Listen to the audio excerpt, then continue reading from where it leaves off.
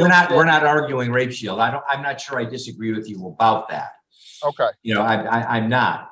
But I also gave the two of you on Wednesday a hot off the press case, which I acknowledge is not directly on point. But the Michigan Court of Appeals says in that case that it's really this stuff should be limited as to false allegations.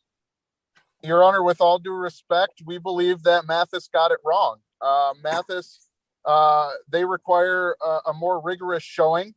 And we believe our contention is that they're essentially misreading Rogers, which does cite People v. Jackson, which is a Supreme Court opinion, which essentially says that this type of inquiry should be allowed, specifically conforming to the rules of evidence. Well, let me say this.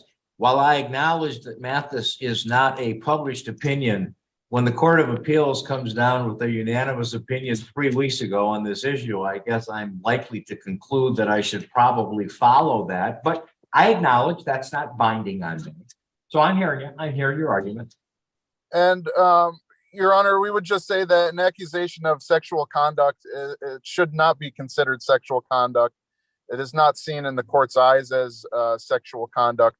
We believe that we should at least be allowed into an inquiry. Now I'm sorry. Now you've lost me. Now what are we talking about? An allegation of sexual conduct.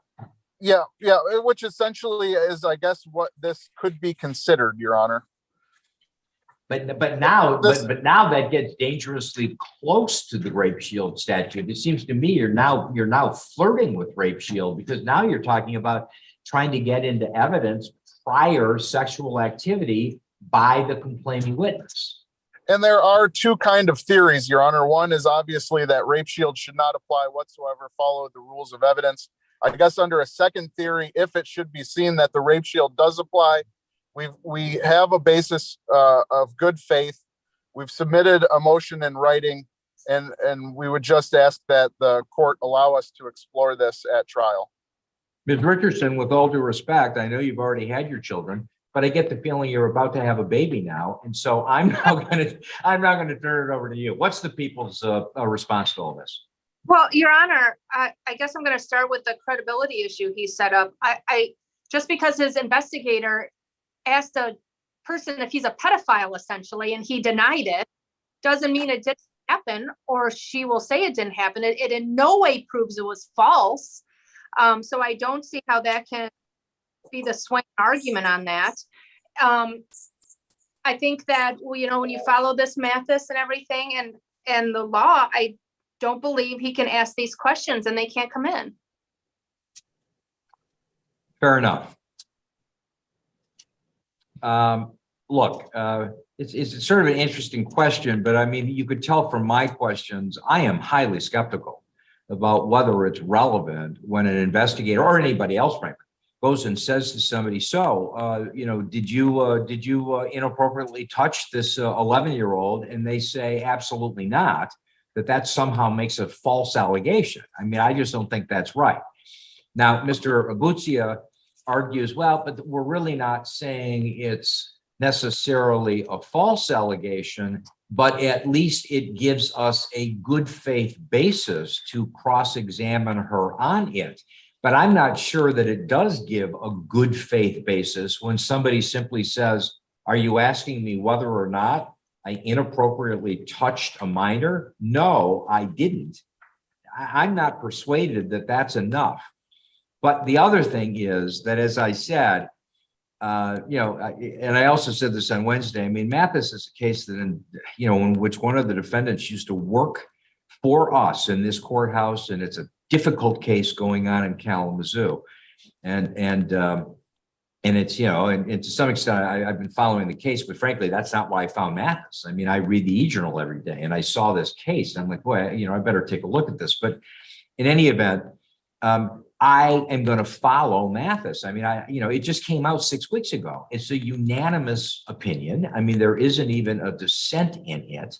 And I think Mathis says that I'm not permitted to allow this line of questioning unless there is evidence that it was a false allegation. And again, I know that in the Kalamazoo case, in Mathis, the suggestion was that this victim was somebody who had previously recanted, but that's not this case.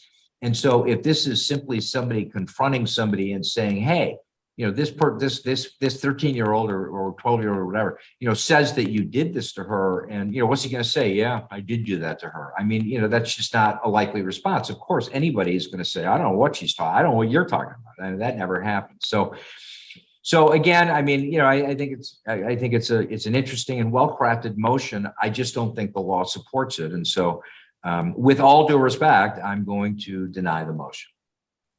Thank you, Your Honor. But thank you very much. And again, I think you presented it well.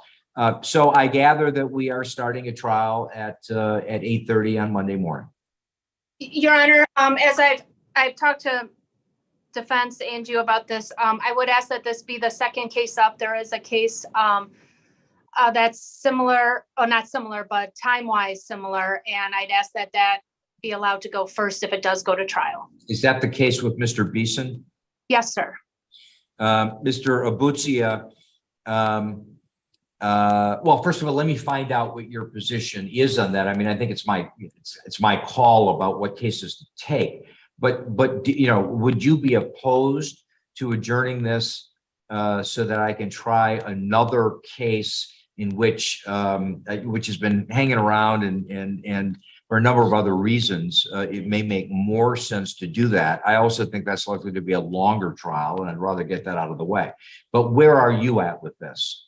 Your Honor, obviously we've been preparing. We've been getting ready to go to trial, and so should the court decide that we are number one to go on Monday, we would be prepared to go. And I don't doubt that for a second. I'm sure you'll be prepared. I'm just asking whether or not you would object if you end up being number two, and then we get you back on.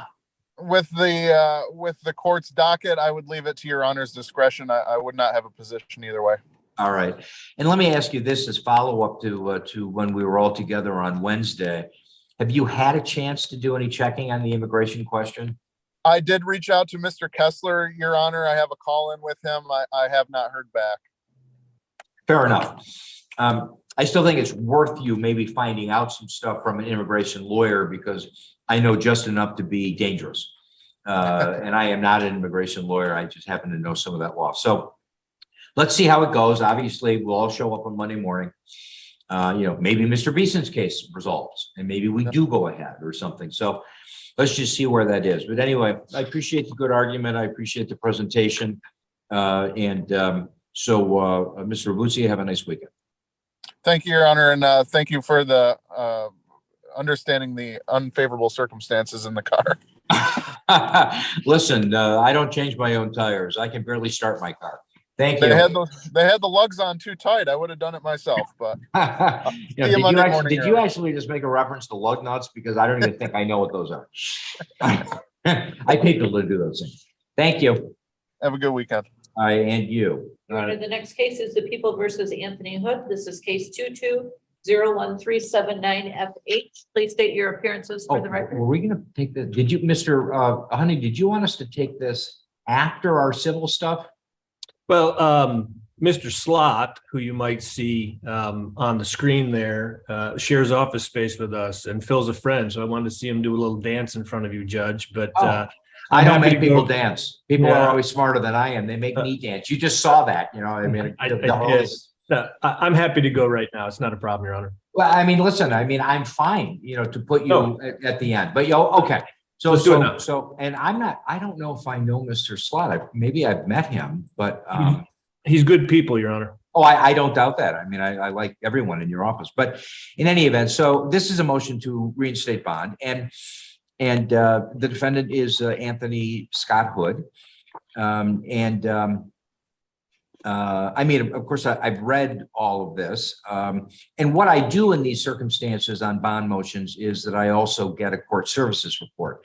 And I did get one of those. Mr. Hunting, did you get a copy? Because I always ask them to copy counsel, but they don't always.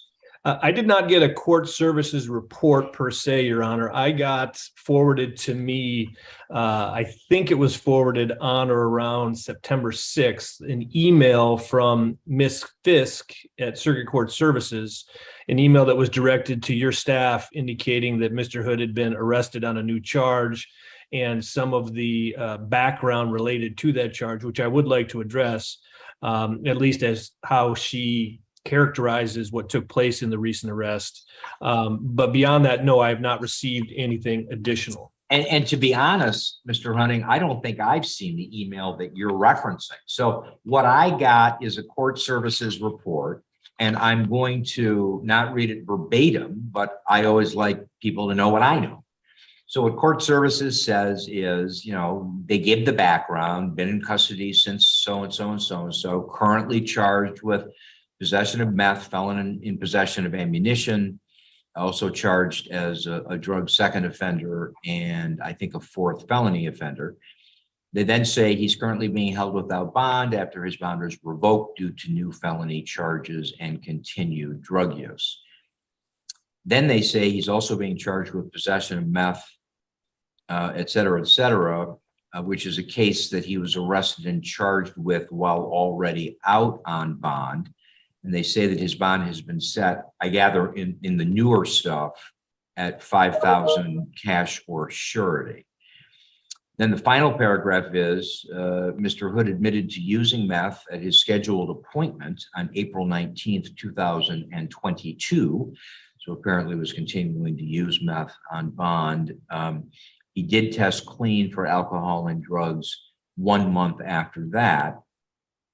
When he was arrested on the new charges, he admitted to court services staff that he had been using meth and that he had last used meth on September 1st of 2022. And ultimately, the recommendation is that they believe that the bond is appropriate as set. So you now know what I know about court services' view of this. Now, let me turn it over to you for anything you'd like to argue. Yeah, thank you, Your Honor. Just so that we're clear, because we're kind of dealing with two different cases. Yes, we are. There is a $5,000 cash surety bond on the new charges. Right. That's the way I interpreted that. Right. I'm not taking an issue, excuse me, with that. When you were made aware of the new charges, you revoked his bond on the, I guess, older case. Yes. The information I have that was, I guess, emailed to your staff is similar to what it is that you just, I guess, paraphrased for the record.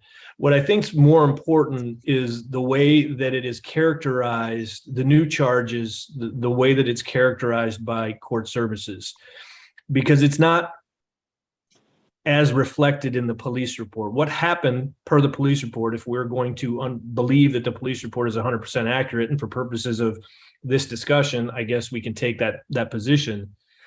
Mr. Hood and another individual, a gentleman named Alex Roast, were in a U-Haul truck, and they were seen going into a storage facility, which should not be shocking to anybody if somebody is going to be taking a U-Haul truck into a storage facility. Be that as it may, the police were keeping an eye on them. They eventually pulled them over, and I'm not making a motion for suppression here, but I'm just giving you I get it. I get it. You'll bring the motions you want to bring, but sure. I'm following you. Sure. They pull over that truck. Mr. Hood is the driver. Mr. Roast is the passenger. Mr. Roast is acting strangely and appears to be under the influence of drugs. When the police have contact with him, they ask him out of the vehicle. They find a baggie underneath Mr. Roast's leg, not Mr. Hood's, but under Mr. Roast's leg. And they field test that, and it tests positive for methamphetamine. The email that was sent to your staff seems to imply that baggie is Mr. Hood's and or is associated with Mr. Hood, when in fact the police report says, and I quote, "I made contact with Alex," that's Mr. Roast. "He was given his Miranda rights. He admitted the meth under his leg was his." So the meth that they find is in fact being admitted to by Mr. Roast, who coincidentally has already pled guilty to use based on that case in the 61st District Court. Well, I'm sorry, which one of them pled guilty to use? The passenger. The passenger. Passenger. Okay. Correct. Yep. Mr. Hood is taken out of the car. They search him. They find some stuff in his pocket, which they characterize as a pink pair of panties and a scale, but they don't find any drugs on that scale. Last time I looked, I don't think panties or a scale are by themselves contraband. Am I correct about that? Not to my knowledge either, Your Honor. All right. So in any case, he's charged with another charge of possession of meth, because they, I guess, are taking the position that both of these individuals jointly possessed the meth that was found underneath Mr. Roast's leg. Be that as it may, they did also find a locked box in the car. The police report does not indicate where that locked box was found. They don't indicate whether it was found near Mr. Hood, in the back seat, near Mr. Roast. We have no idea. In that locked box, they find various things that could be associated with drug use, drug paraphernalia, that sort of thing. I don't know whether or not they are trying to associate that with Mr. Hood, because frankly, I don't know where that was in the car, and the police report doesn't give us any indication of that. Be that as it may, what they believe, although it's not tested, and I don't have any lab reports on, they believe that they find in that box residue. So residue of what? We don't know. This is all to say that, yes, Mr. Hood acknowledges freely that he's got a drug problem. Yes, apparently, back in April of 2022, on the first case, the one where the bond has been revoked, he admitted, or maybe tested positive, either way, it's still an admission. He admitted that he had used then. No action was taken. No bond revocation request was made. I have no proof beyond what apparently is being stated that he admitted to anybody at the jail that he had used meth on September 1st. I can't prove that. I can't disprove that. Somebody makes that statement. I don't have any documentation to support it. I don't have any video, body cam or jail video that would indicate that that's accurate. It's possible. I don't know. But with respect to the revocation of his bond, I suspect the court took the position, hey, you're charged with another felony for the exact same stuff, we're going to revoke your bond. And I wanted the court to be aware that I think it's an awfully weak case. And the fact of the matter is that the meth that was found has already been admitted to by the other individual in the car who's already pled guilty to it. Okay, I get all of that. I'm hearing you, et cetera. And yes, I mean, when I'm presented in a drug case with he's just picked up a new drug charge, then I probably, like most judges, would say I need him locked up. If not, if for no other reason than to make sure he isn't out there committing even more crimes. But be that as it may, I'm hearing everything you're saying. Now let's talk about the other problems that the court has with Mr. Hood, and give you a chance, to sort of respond. I mean, so, I've got his priors. He has an incredibly long criminal history, but I only have gone back. I mean, that all starts, literally with an MIP in 2000, and it goes on a page and a half, but I only go back, usually 5 years, it's sort of the more recent past. In this case, and this is going back 7 years, but only for one of these, in 2015, he gets a bench warrant, Wayne County, failure to appear. 2017, he ends up getting a domestic violence, which apparently is a DV third because he's put on probation for 2 years, et cetera, in any event. And then later in 2017, he pleads guilty to a financial transaction device. 2018, 3 bench warrants for failures to appear. July 2019, possession of meth, in which he got 150 days in jail.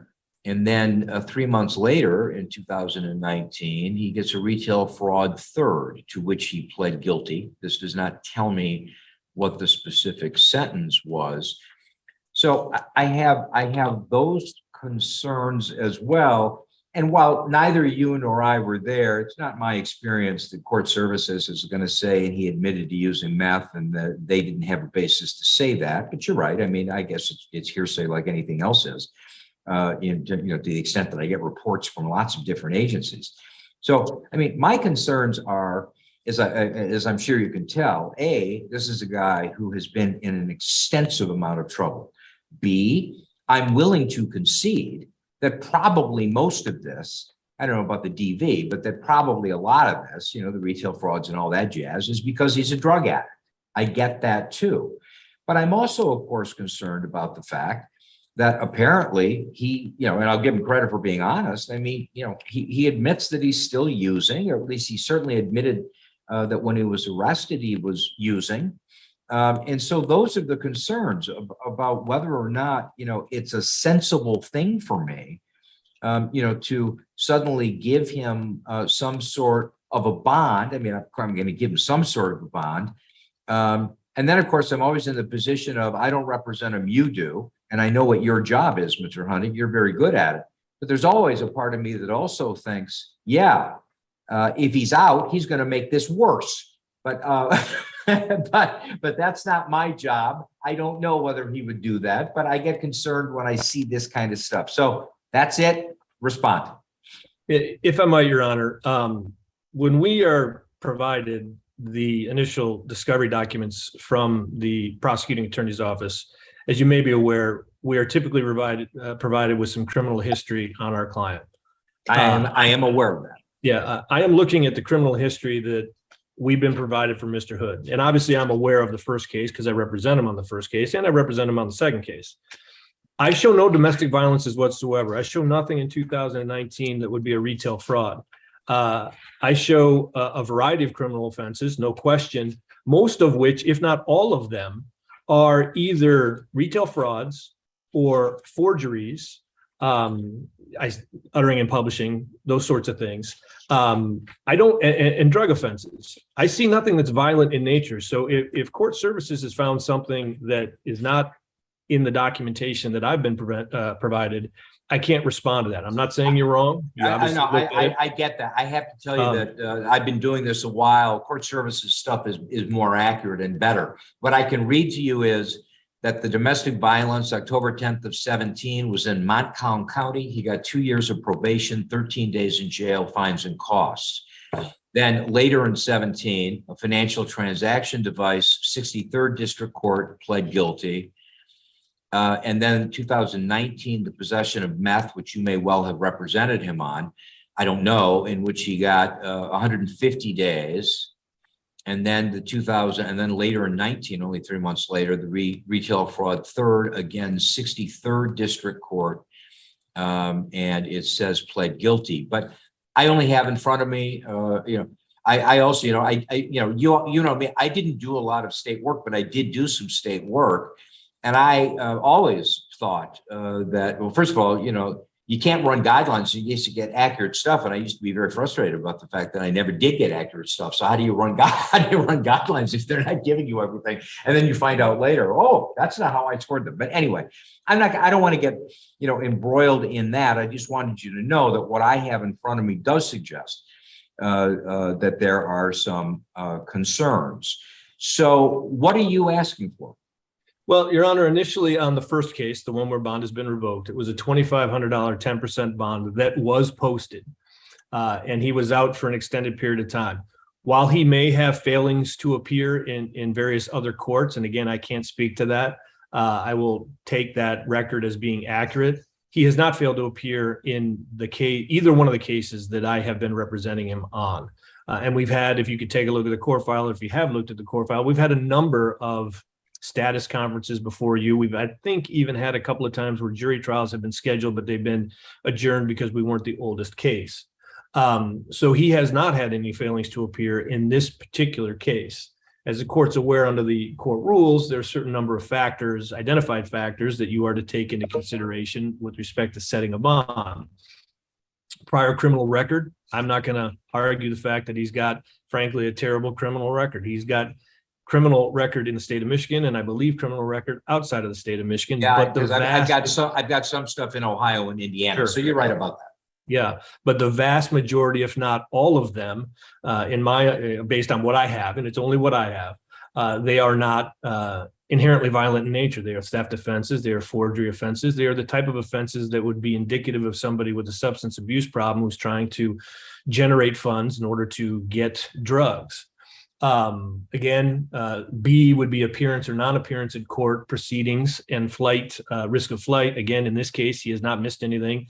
I put right in our motion that his family lives here. His wife lives here. She is with child. They have a home. He is the primary income earner in that home. And with him being in jail, it subjects them to risk of losing the home.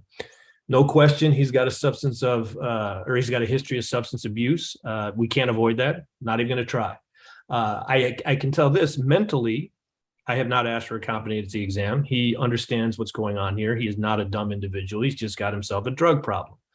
The seriousness of the offense. Before this new charge came up, I had his guidelines scored at 5 to 23, which I guess is what it is, and maybe it's wrong if there's a whole bunch of criminal history that I'm unaware of. But well, whatever. But we both understand that's a straddle cell. I get it. Yeah. Employment, he was working. I think what he does is he kind of does odd jobs under the table is what he principally does. Availability of members of the community who could vouch for him. Again, we're talking about family here, a wife here. I have spoken to the wife on the phone. I've never met her in person. So I can't tell you whether or not I feel that she's an upstanding member of some society, but I don't believe she's got any significant criminal record, not as far as I know. Same thing goes for ties to the community and any other facts that the court might consider for purposes of making this decision. So ultimately, Judge, what we're asking is that you reinstate the $2,500 10% bond. If you don't feel that that's appropriate, any sort of bond would be appropriate from our perspective, as long as it's a reasonable one. As I said, it's $5,000 cash surety on the new charges. You could make it $5,000 cash surety on the original case, or you could keep it as is. I just want to have this guy at least have the ability to bond himself out of jail. He might not be able to do it. I'm appointed. They might not have the funds, but I want to at least give him the chance. Fair enough. Ms. Richardson, people take a view on this one? Really don't, Your Honor. Fair enough. Look, taking everything into account, here's what I'm going to do. So on the case, I'm going to set a $10,000 10% bond. I know, Mr. Hunting, you're an old timer. You know what that means. He does not have to go to a bail bondsman, but he would have to post at least $1,000. He, friends, family, whatever. And I'm also going to order that he not be released unless and until he is fitted with an electronic monitoring device. And that would be would it be GPS or would it be Scram, Your Honor? I didn't even really think about that. I mean, my impression of all this is that he doesn't, alcohol isn't his drug of choice. That it's mostly drugs. And I think Scram is really about alcohol, isn't it? It is, but I just want to make sure that. No, I'm just talking about a regular EM. I mean, a temp, and I incidentally, and also, I just went through this in a probation violation hearing yesterday morning. That stuff is not as expensive as it used to be. And I'm sensitive, of course, to people in poverty, and I don't know anything about this guy's circumstances in particular, but what I was told yesterday is that there's like an initial charge of, I don't know, $30 or I don't know what it is. There's an initial charge, but it's not as much as it used to be. And then it's $30 a month. And then if he can prove indigency, he may be able to get some of that waived at the end. So all I'm saying is I want to keep track of this guy. I don't think an EM is going to be an awful burden, but I also don't know what the household income is. Fair enough. I will reach out to his wife and explain everything. And because she's the one who's obviously going to be taking care of this one way or the other, at least to get him out. Understood. Anything else? Do you need me to submit an order or is this fine? Let me look to the people who run my court. That would be my staff. Well, I can send over a greeter. We'll just simply send over a greeter. No need to present the court with an order. Okay, sounds good. Have a nice weekend. Yeah, take care, Mr. Slot. Will do. Ms. Richardson, are we now done with our criminal stuff? Ms. Richardson, have a great weekend. Thank you. You too, Judge. Okay. See you Monday. All right, folks. I know many of you have been very patient, but we do take our criminal cases first. We are now moving on to the civil cases. I always think, if I was sitting here listening, I'd say, boy, Just motion day for these circuit judges, pretty nutty, bunch of stuff, but let's move on. The next case, Your Honor, is Advisacare versus State Farm. This is case 2100490NF. Please state your appearances for the record. Good morning, Your Honor. Steve Hulst for the plaintiff. Good morning, Your Honor. Sean Zayas on behalf of the defendant, State Farm. And good morning to both of you. This is a case that has been ongoing for some time. The motion before the court is Mr. Hulst on behalf of Advisacare's motion for the entry of a final judgment. I got a defendant's response and brief, and then I also got a plaintiff's reply brief. Mr.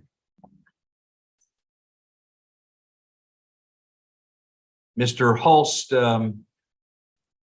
I think I get the argument, but that may not be right. Let me turn it over to you. It's your motion. Sure. Thank you, Your Honor. As Your Honor knows, you previously granted summary disposition under the 3157 based on Medicare amounts payable. We now have the Andary decision that I know the court's familiar with, which indicated those fee caps and schedules could not apply retroactively to Mr. Baldwin. And so we're back to the reasonableness standard under the old No Fault Act. The evidence is clear that there was no dispute on the reasonableness of my client's rates. In fact, I think the court concluded that as part of its previous ruling as well. And we've attached affidavit from our controller that calculates what's owed through that September 18, 2022, which is $82,775.74. We've calculated the penalty interest as $7,214.17. There's been no dispute from State Farm on that calculation. And I guess in my mind, from reading the response, it seems like the major dispute from State Farm is having to pay attorney fees under the No Fault Act. Our position, Your Honor, as well. Certainly, the new law has caused great confusion and it's not well worded. And I understand there's questions about that. The testimony from the adjuster in this case, in my opinion, showed that State Farm really didn't have any legitimate reason for paying the way they did for the last year.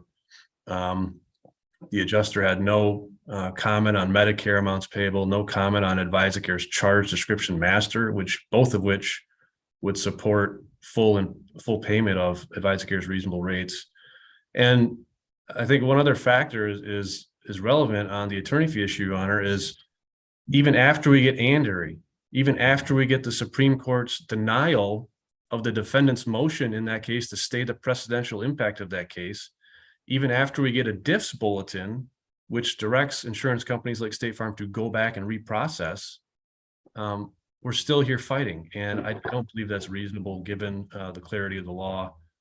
And so we're asking that the court grant our motion and enter the proposed judgment that we submitted. So let me ask you a couple of questions, if I might. Sure. As we all know, you guys know this better than I, but I feel like my life is no fault sometimes, but reasonableness, of course, is generally a question of fact. And that means if it can't be resolved, it's generally a question for the jury. My first question to you, Mr. Hulst, is, because I'm certainly going to ask Mr. Zayas about this. As I read Mr. Zayas's response, I think that State Farm is now saying, yeah, I think it was an adjuster, the guy who you deposed, the adjuster certainly did say, that it believed, or he believed, or State Farm, he's speaking for State Farm, did believe that was reasonable. But now I gather, and I'll obviously hear this directly from Mr. Zayas, that State Farm is saying we no longer think it's reasonable. And I'm certainly going to ask Mr. Zayas if he has any authority for that proposition. But what's your response to that? Are they somehow bound forever to the testimony of one of their adjusters that was taken a long time ago, and therefore they can never come and say, you know, we no longer think that is reasonable? I mean, it doesn't feel, I mean, it smacks of waiver or estoppel, but I'm not sure those things actually apply here. So I'm curious as to what your response is to that. Yeah, so the adjuster did very clearly testify at his deposition that the rates charged by AdvisoCare were reasonable. In fact, they never disputed those rates. They fully paid those rates. And I think the important point there, Your Honor, is that the adjuster's testimony about paying those rates and finding them reasonable was under the old No Fault Act, which we now know applies again. No, I get that, but I think you know the question I'm asking. Does that mean that they're forever bound? That's an admission by a party. I mean, that's their adjuster. He was the gentleman who, in his deposition testimony, who acknowledged and agreed, yep, I'm the guy at State Farm that determines what to pay, when to pay it. I'm the adjuster. I'm in charge. Well, I get that it's an admission by a party opponent. I mean, that, you know, of course, you're absolutely right about that. I'm just trying to figure out whether that means that for now, until this entire matter is over, that they're not able to say, we no longer believe that that is reasonable. We now believe that this number is reasonable, whatever the number is. And therefore, from this point forward, we may have to concede that we're bound on the previous bills that our adjuster addressed, but we now believe that there is a question of reasonableness. And your position is, well, it was an admission by a party opponent. That means they're stuck with it. That, Your Honor, and, you know, as Your Honor knows, this is a litigation process where there's you know, timeline here, where we have discovery, where we ask questions, where we try to narrow the disputes. And that's exactly what I tried to do in this case, because I always want to know, hey, at the outset, are you disputing our rates? Because if you're disputing them, I'd like to know the basis. Show me the evidence. And throughout the entirety of this matter, there's been no evidence from State Farm ever to say, hold on, we find that these rates are not reasonable given the level of care. That's never been presented. And as we sit here today, even in response to this motion, there's no evidence in front of you. There's no market survey. There's no nurse case manager report saying, well, hold on, I don't think these rates are reasonable. The record is devoid of that information. And so that's why I do believe that testimony stands unchallenged. On the issue of fees, which also generally is a question of fact, if the parties cannot agree on that number, if they contest the fee provision, does that mean that I'm obligated to hold an evidentiary hearing to determine reasonableness? No, I don't think you're obligated to, and I don't recall seeing any requests. Maybe I missed it in the response. I don't think you're obligated to. You have my affidavit. You have what my client has paid in this case. They've not raised any challenge to that I recall. I haven't seen any affidavits or information to suggest they're disagreeing with the hours or the rates. I suppose if Mr. Zayas had a good reason for making that request today, and Your Honor wanted to do some kind of evidentiary hearing, you could, but. Oh, I don't want to do an evidentiary hearing. I just do what the law requires me to do. Yeah. No, I don't want to do an evidentiary hearing either. And most times nobody does, but I mean, based on the record, I don't think they've been challenged, and no evidentiary hearing has been requested. And I don't think you're necessarily obligated to. I think you're obligated to do the factors that all those cases discussed in terms of evaluating the reasonableness and the hours, et cetera. But again, that hasn't even been challenged. I mean, it's, you know, whatever that case is, it's like a Purgu. Isn't Purgu the Yes, case now? Yes, that's Something like that. Yes. It used to be another case, and it's pretty much the same test. But anyway, okay. Let me ask you this. I don't know what the right word is. I guess I'll just downplay it and say surprised to find out that an interlocutory appeal had been filed in this case, because I wasn't aware of that. Were you? I was aware of that. I was surprised it was filed too. I'm not. It's not about whether. It's not about whether it was a surprise. I was surprised it was, you know, filed in that sense. I'm surprised that nobody had the courtesy to tell me that they had just appealed my decision. But I guess that's the way that goes, eh? I think you're supposed to be notified if there's an interlocutory appeal filed, but I'm not aware of that ever having been done either. The appeal's done nothing. It's my knowledge. It's just sitting there, and I obviously can't guarantee what the Court of Appeals are going to do on an interlocutory application on a summary disposition motion, but I highly doubt They will take that. Look, let me be clear about this. I mean, I'm in my 14th year of being a judge. I couldn't care less who appeals me. My God, the number of decisions I make in a day, let alone in 14 years. This is the second time this has happened, though, in which it just strikes me as being courtesy to at least let the trial judge whose order and ruling you're going to appeal send a copy of that. But I'll ask Mr. Zayas, I've been pronouncing your name Zayas, but he's pronouncing it Zayas, and I want to get it right. Which one is it?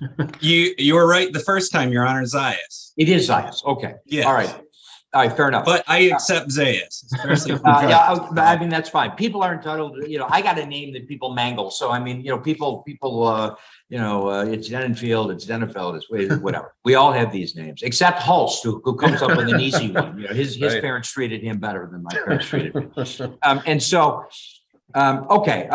Now let me turn to you, Mr. Zayas, and you do not have to respond, but I would like to know what's going on in my cases, but I'm not going to make any more of an issue of that than I've already done. Let me ask you. I'll start with a question that is similar or identical even to what I've asked Mr. Hulst, and that is, do you have authority that says that in the middle of a case, after your party has said that those are reasonable rates, that you can suddenly say, meaning your client, that we no longer think that's reasonable? Well, Your Honor, let me go back to the appeal issue first. We have co-counsel that's handling the appeal. I don't know what the court was expecting or would have thought would have been noticed, except for I think we have to, whatever co-counsel handling the appeal would have had to file the notice of the application and those things with the circuit court as well as the Court of Appeals. So I am not advised. I'm not sure what the only point notice I'm the court listen. didn't The get. only point I'm making is, if you're going to appeal a judge, and you have every right to appeal any decision that I make, dropping the judge a copy might be the right thing to do, but it may not be required, and we're moving on from that. Get to my question. Well, and so thank you, Your Honor, for knowing that, because if there is a next time, and hopefully there's not, then that would be, we would make sure that's done, Your Honor. So to my question about what authority do you have? Well, so it's very clear, Your Honor. So let me go back. I got to answer that in a couple pieces, okay? First off, when Byron Nickens is testifying, when Mr. Hulst deposed him in this case, it was long before Indari, and it was after the fee schedule was in place. So he's testifying in that context. When he says $29.95 an hour and 50, and then later 55 an hour, that those two rates were reasonable, those are the two rates State Farm was paying before the fee schedule took effect. What's he going to say? We're paying an unreasonable. I mean, and now we know that the fee schedule never should have taken effect. Okay, so the underlying, but the court, Your Honor, your ruling was based on the fee schedule being in place. It wasn't simply that, well, he agrees that $55 an hour and $29.95 an hour, those are reasonable. Therefore, they want those. And therefore, so I'm granting summary dismissal. It's more complicated than that, because as you'll recall, Your Honor, then we're also arguing, even though they didn't ask to be paid the Medicare rates, AdvisoCare's asked the court to find that the Medicare rates would have applied. So that's what the issue is on appeal. So then Indari comes in. So yes, you have an adjuster saying that at the time that they were paying $55 an hour and $29.95 an hour for the home health aid, $55 for the LPN, before the fee schedule takes effect. Now, after the fee schedule takes effect, you have testimony, and you have from the deposition, and you have an affidavit.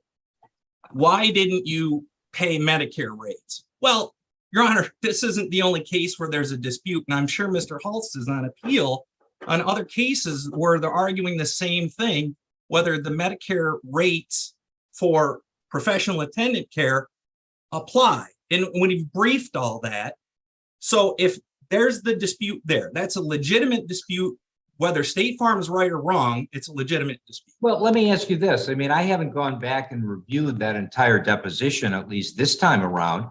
Did your adjuster testify that this is reasonable only because the rates have changed? No, Your Honor. He was asked, Mr. Hulst asked him what they were paying before. And he said, we were paying $55 and $29.95 an hour. It's a historical statement. Yes. And he says, what's he going to say? No, we were paying an unreasonable rate. Well, the argument now is that What he's going to say is the truth. He's under oath. So keep going. Right. Okay. So he says they're paying a reasonable rate. No one's arguing that he didn't testify to that. What we're saying now is, so then Andari kind of jumbles all this up, Your Honor, because you ruled on the assumption that the fee schedule applies and that Medicare actually has rates that apply to this, even though I don't know how AdvisoCare is trying to use them to get their bills paid. So there's the dispute about whether the Medicare rates even apply, and that's a legitimate dispute about a statutory interpretation. Now the statutes. Now Well, we know say that it's they, gone, now we so- know that they don't, if I read Andari, however it's pronounced, if I read that correctly, right? We now know that. I think what happened, this would be my understanding, Your Honor, that for cases where the accident predates the June 11, 2019 amendments that all took effect, the whole no fault reform, quote unquote, we are now outside of that. We're back to what is reasonable now. Well, what is reasonable 3 years ago? I don't know if that's the same now. I mean, that's now and I think kind of to your point, Your Honor, I don't know that we can't say because those were the reasonable rates 2 years ago that they're reasonable now or not. There's always, with all due respect, AdvisoCare saying that they'll take $55 an hour for the next. Well, with all due respect, Mr. Zayas, my question to you is still the question I have.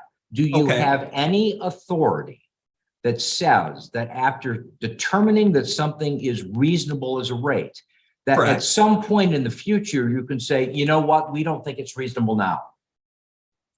Well, yeah, I mean, I suppose I don't have authority for that, but I mean, facts change. I mean, something could come up, but no, I don't have authority say, I don't know that you're bound forever, but I don't think that's really the issue. I think what the real issue is that at the time of when you're adjusting the claim, what facts do you know? And that dovetails with the attorney fee issue. And it's the same with adjusting. When you're looking at what an adjuster does, you look at the facts before the person at the time that the claims decision is made. Now, and in this particular case, we can see that not only does the law changes in January or in June 2019, then you get a fee schedule that kicks in July 2021. Then you get Andari a year and 13 months after that. You've now had the law changed 3 times in the span of 2 years. Yeah, but have the facts changed?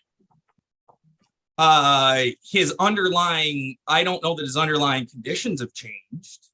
The facts changed with regard to the rates, who's doing what, are they saying that the rates never go up, never go down? They can't ever go up or down? I don't know. Let me ask you another question. Did State Farm simply ignore my previous ruling in this case? No, I don't. Well, I don't know why you say that, Your Honor. Well, because, I thought my previous ruling was that State Farm was to continue to pay the amounts previously conceded were reasonable, but I think I read something suggesting that hasn't always happened. Well, I don't know what always meant. What was supposed to happen, Your Honor, and was plaintiff was going to move. This motion was supposed to be filed 5 months ago, Your Honor. We were going to deal with this in the context of Mr. Hulst's motion for entry of a final judgment and see what his numbers were and see where the parties were at. That was supposed to be the follow-up, and it took months for that to happen. Yeah, but that's supposed to be resolved this way. I have to tell you, Mr. Zayas, I mean, I think I'm asking pretty straightforward questions, and I don't feel like I'm getting a lot of straightforward answers. I issued a rule. Sir, please. I issued a ruling. Sure. When I issue a ruling, I expect people to follow it. Now, as with respect to the appeal that you filed, you certainly didn't ask me for a stay. Did you ask the Michigan Court of Appeals for a stay? I believe there's a request for a stay, but I don't know that for sure, Your Honor. I can't speak. No, you're not sure if it's even been asked, but we certainly are sure that that one has never been granted. My ruling is in effect, and I'm trying to understand whether it has been completely followed. Well, I couldn't tell you, Your Honor, other than I thought that was the mechanism for us to deal with this. Was there's going to be a motion for because here's kind of what's going on, Your Honor. Our math has not been working out. What plaintiff is saying has been paid, what they're saying has been paid. We've had to try to get on the same page on that. So it wasn't just as simple as somebody following or not following your ruling. I don't know. It's pretty simple to me that when a judge enters an order, and says, that, essentially, here's what the rate should be. Either you follow it or you appeal me. And if you appeal me, which again, you have every right to do, Sure. if you want to get in the way of my ruling, then you have to move for a stay. And the last time I looked at these rules, you have the choice. You can either take it to me first. You don't have to do that. Or you can ask the Court of Appeals. But unless and until a stay is issued, my ruling has to be followed. And I'm trying to find out whether my ruling has been followed to the letter. In Your Honor, I can't tell you what they were paying after your ruling, Your Honor, other than what shows up. How can you not know that? You represent them. Yeah, I did not make an inquiry as to what they were paying afterwards, because what Mr. Halston and I were supposed to do was compare our numbers. State Farm was to continue to pay. As far as I know, they continued to pay. I don't know what they've paid because I didn't go back and look to see what they've paid since your ruling versus what they paid before the ruling. So let me ask No you, one said they haven't paid, by the way. let me ask in a different way, Mr. Zayas. When a court enters an order and it affects your client, I presume that the first thing you do is to say the court has just issued an order and we need to start following this immediately. Did you do that? Yeah, I'm sure I would reported to him what the ruling was, and yeah, and it part of the response. But apparently you never followed up to see whether they were in fact complying with the rule. I cannot swear to this court that I called and said, "What are you paying now?" No, I didn't do that. Okay, all right, fair enough. Yeah, and I wouldn't represent otherwise. So no, I appreciate that. I mean, I'm not asking you to lie. I'm just trying to figure out, usually, when a judge enters an order, he or she kind of expects it's going to be followed unless and until it is stayed or reversed. But that's just what I learned once. So we now know, under however you guys are pronouncing it, Andari, it doesn't matter to me, but in any event, we now know that the fee schedules never should have applied. As I read that case, that case is really mostly based upon a violation of the contracts clause. And my understanding is that the ruling in that case was that people who had no fault insurance contracts, were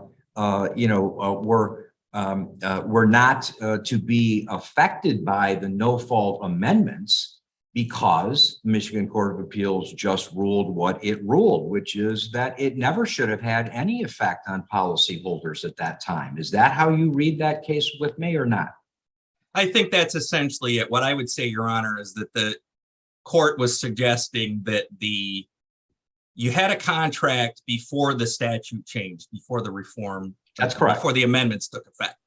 And that you lose the benefit. This is the writ rationale, right? That you lose the benefit of your bargain if now you're not getting, now you're somehow getting less or different or no benefits because of the changes. I think that's fair. Because of the retroactive application. Yeah, So, I think that's fair. That's how I read it. Yeah, okay. All right. So I've been asking you questions. Let me turn it over to you. Give you a chance to say whatever you'd like me to hear. Well, I think, Your Honor, the law is, Andari is the law, Your Honor. You didn't hear us in here say that you don't follow Andari or it doesn't apply. What we've suggested is two things. The motion to the extent there's an attorney fee, and I think Mr. Hulst is right, that was the main focus, because even though we re-argued our position or restated our position with the court's underlying ruling, pointed out that there's an application for leave, which is still pending, pointed out that Andari is supposed to be heard by the Michigan Supreme Court in. And as I understand it, they granted leave but denied a stay, if I get that right. That is correct. And Andari is the law. Your Okay. Honor. It is the All law right. unless and until the Supreme Court says it's not. Fair enough. And that's part of our point, though, Your Honor, that especially with the attorney fees, Andari wasn't the law until August 25th. So you've got State Farm has been making claims decisions and making payments based on what the law was up to the point that the fee schedule kicked in, and then after, Well, explain following that. what they understood the law to be. That's Well, not unreasonable, even if they're wrong about it. That's my point. Explain this to me, because I guess this is part of what I don't get. Now that we know that the Court of Appeals has held that the fee schedules did not apply in this case, what exactly has changed as of July 1st, 2021, that would suddenly say that these rates, now may not be the rates that are reasonable? I don't know that anything's changed about that. I don't know that any facts have changed that would change the analysis of the reasonable rate, other than I think what our argument really is there is if you don't, now that Andari says the fee schedule doesn't apply, you go back to square one, which I think is kind of actually what Mr. Hulst is saying. So I would agree. I think I'm hearing him say that. I think that's right. So I think to some extent that's true. Now, you did rule, Your Honor, that you felt because there had been an admission by Mr. Nickens that those rates at the time were reasonable, that I think that's why you ruled that they would still apply. But there was more in your order than that, Your Honor. There was also the rates, there were issues relating to Medicare. That's true, because at the time, I assumed that part of my job was to have to try to construe the amendments. I mean, whether I got it right or wrong doesn't matter to me. I mean, I do the best I can, but the bottom line is, of course, I mean, I had to address that because those amendments were still valid and because the parties were arguing about that. I think we all understand that. But that part of it, I think, is probably, frankly, moot at this point, because there's not even a controversy about that. And if the law, if Andari or Andari had been decided beforehand, which, trust me, I certainly wish it had, then my law clerk and I would not have spent the hours that we spent trying to figure all this stuff out and all that stuff. But I mean, I understand and I get it. And I think we all understand that the effect of Andari is those things never should have taken effect on based upon a retroactive analysis. Whether we agree with it, whether we don't, we're all bound by that. And so that's one of the reasons why I just asked the question, which is, well, now that we know that those amendments never even should have taken effect, as to what has happened that would change the reasonableness of the rate. And I think you've answered that question. But again, Your Honor, may I just very briefly? Yes. But consider too that there are appeals implications. I can sit here and say that Andari is the law, but I don't want to prejudice my client and say, I don't know what they're doing in terms of appeals in this or other cases that relate to Andari. So I'm not going to say that. Yes, the court was right. I mean, it was a 2-1 decision. And it's going to be heard by the Michigan Supreme Court, which it should, because it's a pretty big. Why would any of us say, yes, it's right? I mean, unless you got a dog in the fight. I mean, if you're a plaintiff, et cetera, et cetera. That's not the way I look at the law. But I think they would argue that the fee schedule does apply, and that it wasn't. But they've already lost that fight at this stage. At this stage, and it seems to me, I mean, look, none of us can read tea leaves. I mean, for God's sake, the Chief Justice is leaving, and none of us expected that either.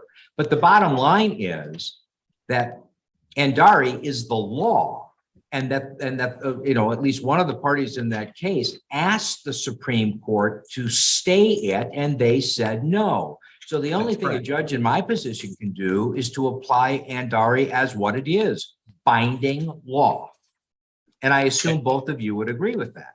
Well, I Yes, can't predict- you're, I can't you have predict to what the follow Mich- Andari, I I mean, think. I can't You know. predict none of us can predict what the Michigan Supreme, my God, I stopped doing that, decades ago about trying to predict what courts are going to do. It's a little easier sometimes about, gee, who is the draw on the panel or something, but the bottom line is, and especially in light of the fact that the Chief Justice is leaving and none of us know what's going to go on with that. But again, I mean, I think we all understand, of course they could reverse.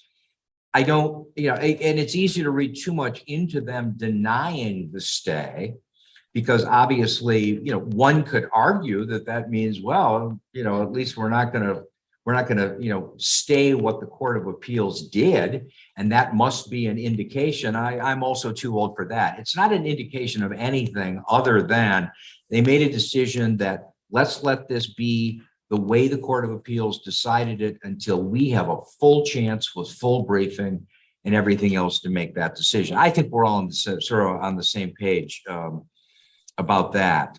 What else would you like me to hear, Mr. Zayas? Oh, Ellen, I think just to wrap it up, Your Honor, I think what you just said is you gave up years ago trying to guess what the Supreme Court would do.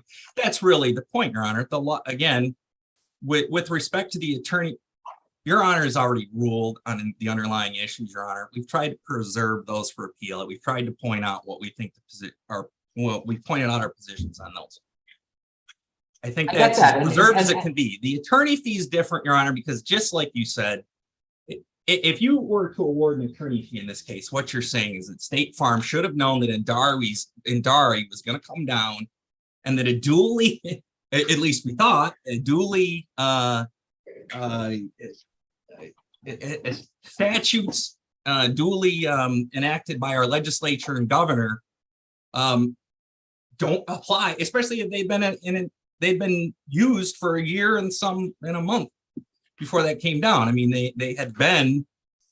people have been paying on the fee schedule. I think Mr. Hulse would tell you was hurting his clients, or I think that's what they typically argue. So to say now, well, you should be penalized and pay an attorney fee because Andari came down and you should have never been paying the rates based on a fee schedule under 3157. I mean, it's like an ex post facto law on the criminal side. You're punishing someone for not, and make no mistake, Your Honor, attorney fees under the No Fault Act, that's, they're called penalty interest in their sanctions under 3148. So it's a punitive measure. It's not to award attorney fees, and it's for unreasonable behavior. And I don't think following the statute, whether it's statute was later found unconstitutional, is unreasonable. So just like the bottom line is that we just had this discussion. I don't need to belabor the point.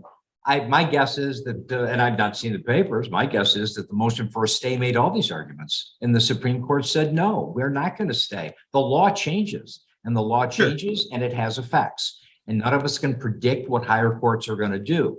What I do know is that right now, it is what it is. And Andari is the law. Oh, yeah, but I guess I'm just going back to the attorney fee portion. Well, it wasn't the law until it was, and therefore they shouldn't have to pay an attorney fee for following what the law was before Andari. That's my point about Andari. But if Andari says that the amendments never should have taken effect at all, then, I mean, how is your client being punished? Because in effect, Andari is saying it never should have taken any effect at all. And so the attorney's fees law always should have remained as it was, as it now is again. But how was State Farm supposed to know that when it was making payments? Because they're in the insurance business, and because they know this stuff gets litigated all the time, just like Mr. Hulst, who's on the other side, knows all that. I mean, when we have appellate decisions that are published in binding, it's always going to affect somebody. And somebody is always going to be able to say what you're saying, which is, yeah, but that wasn't the law at the time. The analogy to ex post facto is a specific federal constitutional provision that applies in criminal cases. But I hear your point. I mean, in effect, you're saying, gee, it's just not fair. Why weren't we applying the law at the time when it applied. And I'm sure, again, this is an issue that will have to be decided at some point by the Michigan Supreme Court. And I presume that will be an issue they'll have to address.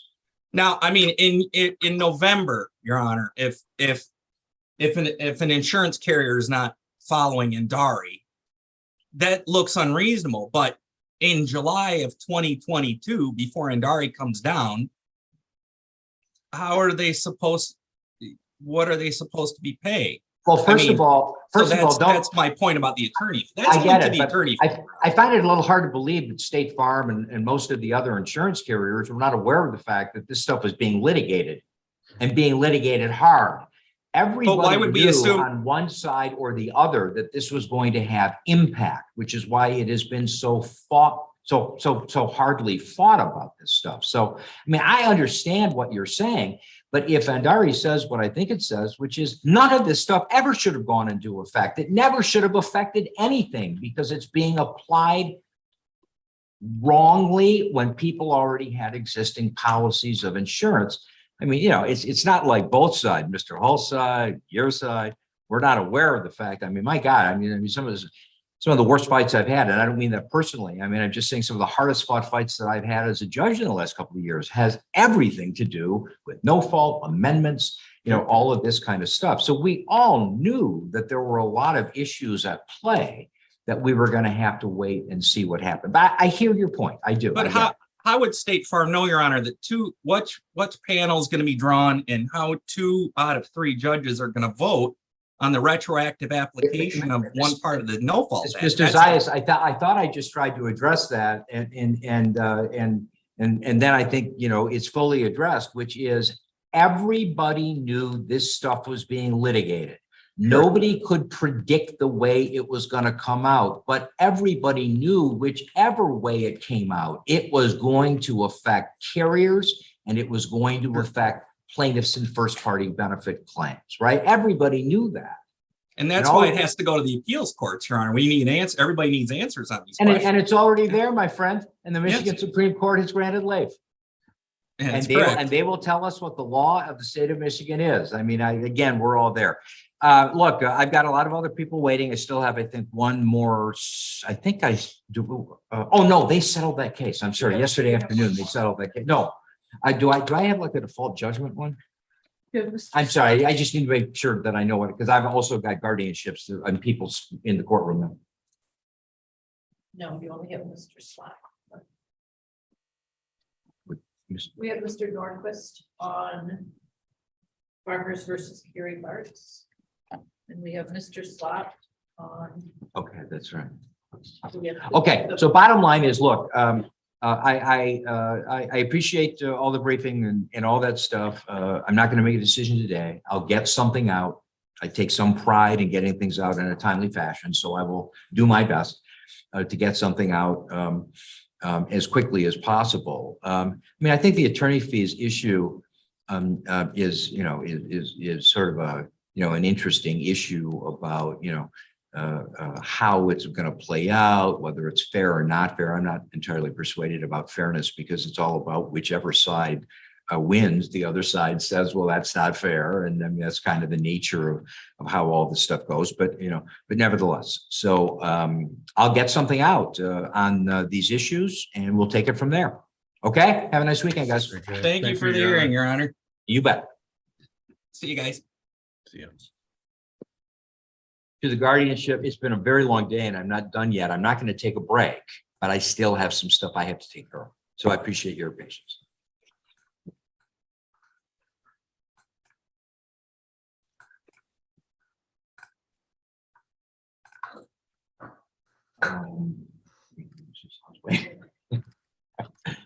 The next case is Farmers Insurance Exchange versus Carrie Ann Bartz. And I wonder if I could get appearances for the record, please. Good morning, Your Honor. Adam Nordquist for Plaintiff Farmers Insurance. And do I have Ms. Bartz with us? I don't have any contact with her. I haven't had any contact with her. No, that's fine. I mean, I have, some people are still participating by Zoom, some are in the courtroom, and I now have a courtroom full of people. So I just wanted to make sure as to whether Ms. Bartz was or was not here. It does not appear as if Ms. Bartz is here. I've spent some time on this. Let me see if I get it right. The motion before the court is Farmer Insurance Exchange's motion for the entry of default judgment. Whenever I get a motion for the entry of default judgment, probably like most experienced lawyers, the first thing I do was a default properly entered, which it appeared to have been here. And secondly, that portion that a lot of lawyers screw up, which is even though you may have defaulted a party, they are still entitled to receive notice of everything since then, which includes getting notice of the request to convert the default into a default judgment. I did look into the file. It does appear to me as if both of those things were done. And so that's the first order of business, which is to be fair to the defaulted party in the case. So Mr. Nordquist, having said that, I think you and I had a telephone conversation, and I did get your message, your subsequent message about that. And it was just a discrepancy in numbers. And do I understand correctly that it turned out that the number I had come up with is the number that you agree should be used? No, Your Honor, actually. Is it the other way? Yeah, yes. There's actually, I can explain it away if that's easier, if you have the motion in front of you. But I have the motion in front of me, and I really don't want to spend a lot of time on the motion. I just want to remember, I mean, we're talking about, I don't know what, it's like a $2,000 difference in a $300,000 thing. But in any event, just tell me which one you concluded was correct. the number which we pled in our wherefore clause, the 359, 957. I'm sorry, you're correct. My number was the 361. You now concluded that it's the lower number, which is 359,000 and the rest.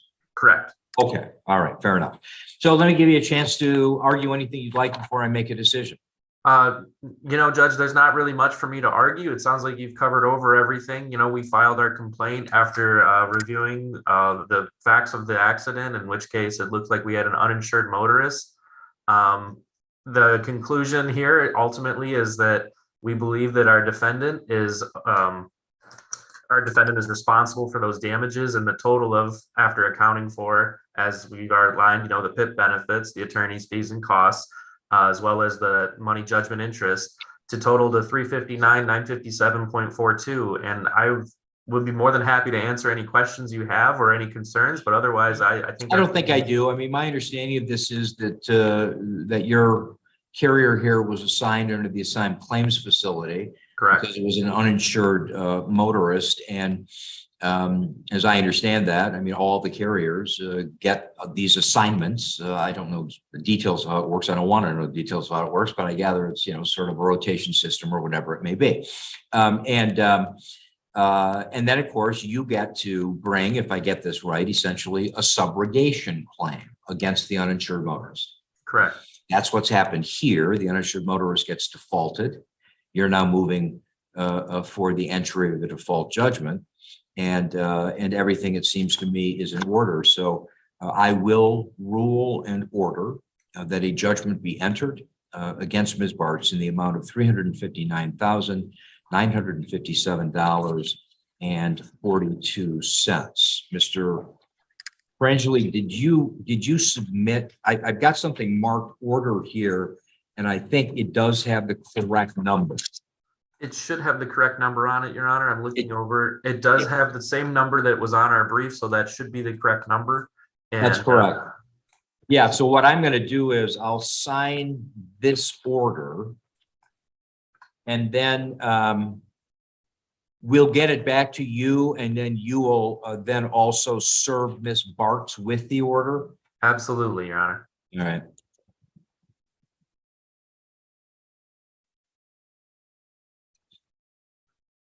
What's the date?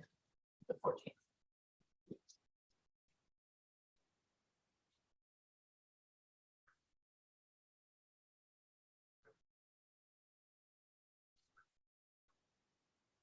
It is signed. We will get it to you. And anything else you'd like to bring up while we're here?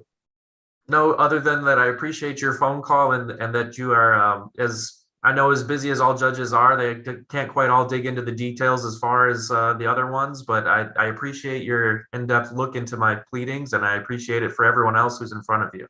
It's fair enough. It's what I get paid to do, but nevertheless, I appreciate you saying that. And so I appreciate the fact that that you followed up on what I asked. You got back to me immediately. And, you know, I just want to get it right. You just want to get it right. So, Correct. I think we got it right. And have a nice weekend. Thank you so much. Take care. Thank you. We may have one more, but we'll get them. Your Honor, the next case is Main Drive Properties versus City of Lowell. This is case 2107640FH. Please state your appearances for the record. Good morning, Your Honor. Philip Slot on behalf of Main Drive Properties. So, Mr. Slot, I hope I wasn't right or wrong. I'm not sure. Have I met you before? You know, I think that you swore me in 10 years ago or more. 10 years ago. Yeah. And I do mainly transactional. This is obviously one of these plat vacation cases, so it's essentially uncontested. So this is the only type of litigation. No, I get that. Anyway, it's nice to see you again. So this is sort of similar to the last one. It's got a little bit of a different twist. So this is the plaintiff's motion for the entry of default judgment and a consent judgment, which makes it a little bit different than the last one. I also, of course, looked through the very same file that I did in the last one. It does appear to me as if defaults were entered in this case. No motions to set aside the defaults have been filed. It also looks to me like the non-defaulted parties in the case are Consumers Energy, the City of Lowell, and some state defendants. Am I right so far? That's correct, Your Honor. We have the City of Lowell, Consumers Power, and then the parties that are represented by the Attorney General's office. That's right. And I understand, and I think I saw that those defendants, Consumers, Lowell, and the state defendants have in fact stipulated to the entry of the consent judgment in this case. Is that correct? That's correct, Your Honor. We had a lot of back and forth with Lansing and OLSR to make sure that we arrived at a consent judgment that satisfies the Fair enough. amendment process. So that one is really not much at issue. I'm not suggesting either of these are at issue because it looks to me like you've done these correctly, except that you misspelled judgment. But I'm going to let you off on that. Well, you put the E in. Remember in the law, it's the only time the judgment is spelled without the E. But anyway, that's the perils of all caps, isn't it? I get that. I really do. So let me see what I got here. So did you send me proposed orders? I did, Your Honor. I submitted a judge's copy of the proposed order, and I also sent a courtesy copy by email to Deb this morning. I realize there's a lot of paper there. That's what the Attorney General wanted, all these attachments to this judgment. And there is a lot of paper here. Let me turn to Deb. Do we have those nearby? It's in there. It's 35 pages. If I had to print it out, is it 34 or 35 pages, the judgment? You're right around there. I see the 34, 35. Let me look at my email. I can Oh, take that. okay. I now may see this. So I've got the consent judgment. The consent judgment itself, the order is essentially what, 2 pages? And then there's the consent judgment of vacation. Is that correct? Your Honor, the default judgment is 5 pages, and it ends with an exhibit list identifying the defaulted parties. And then the consent judgment is 29 pages total. And that's because it has attachments. That's correct. It has various recorded documents and surveys and plat amendments. See if you can help me out. It's too much paper. I'm going to ask Deb to help me out and get these in front of me. Understood, Your Honor. I did review all of this at one point, but I want to spend the time right now. Yeah, it's been challenging with 40 defendants getting everybody consented. Trust me, I get more of these kinds of cases than I ever thought I would get. I mean, this is, plats and, and all of this kind of stuff where you have all of these defendants. And I guess when I became a civil criminal judge, I didn't know that I'd see these as often as I do, but I do see a lot of these now.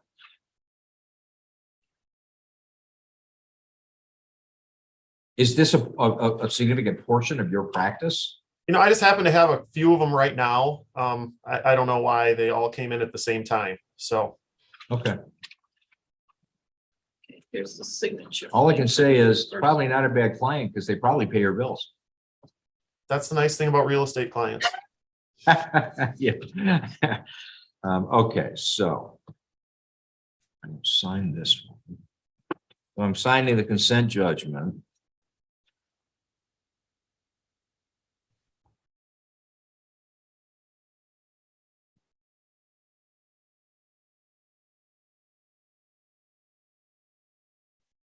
And are these the attachments to go with this one? These are all the attachments. Okay. And then there should be another judgment. So Is this- it- but is this copy? This, the other thing should be a default I'm judgment. looking for it. Okay. I really do appreciate your patience, folks, but you can see I'm not sipping coffee in the back at least. I'm working.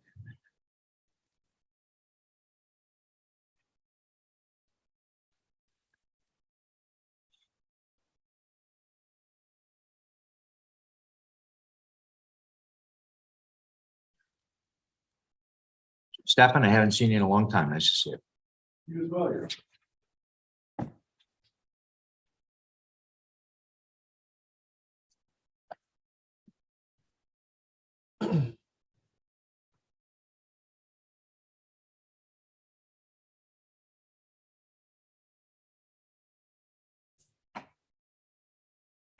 Like,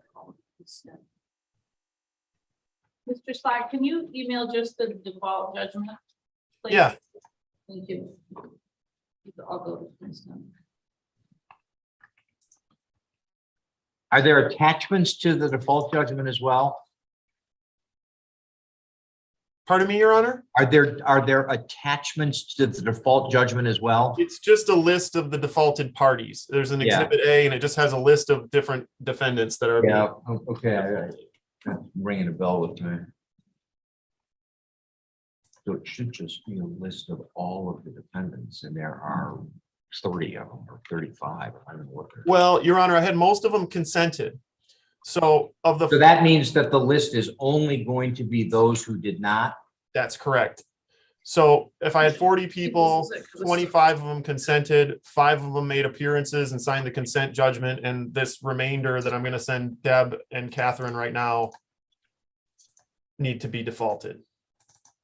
And that is the defendants. Right. There's 9 of them. Anything to go with the-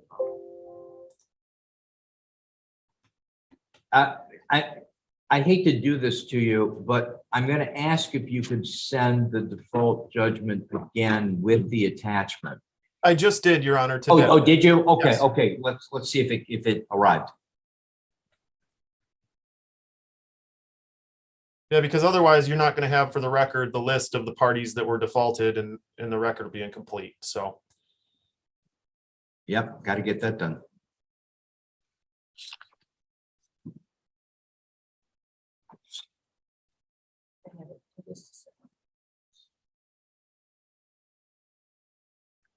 You too, Mr. Slot, have been very patient this morning, which I appreciate. I'm always shocked at these hearings about the things of the law that I've never heard of. Like, no fault nuances, and very glad that I don't have to learn about those. I spend a healthy portion of my job these days doing no fault in the civil arena, and I've got a ton, of course, of criminal stuff. And we had a bunch of criminal motions, and I usually do have a bunch of criminal motions on Friday morning. And then I don't know if you were listening to this, but I had a bunch of motions on a case in which we're trying on Monday morning. So, you know, that stuff has to be decided. So I'm an old public defender. I mean, I did that for a long time. So I have background in criminal work, but being a judge is different than being an advocate. So.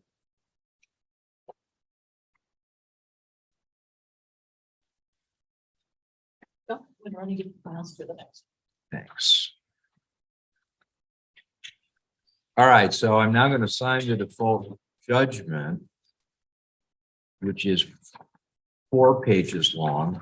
And then I have a 5th page that says defaulted defendants, and there are 9 of them. Is that correct? That's correct, Your Honor. Begins All with right. Corbin, ends with New Residential Mortgage LLC. You got it. So I now think I have what I need. I'm going to sign and date this.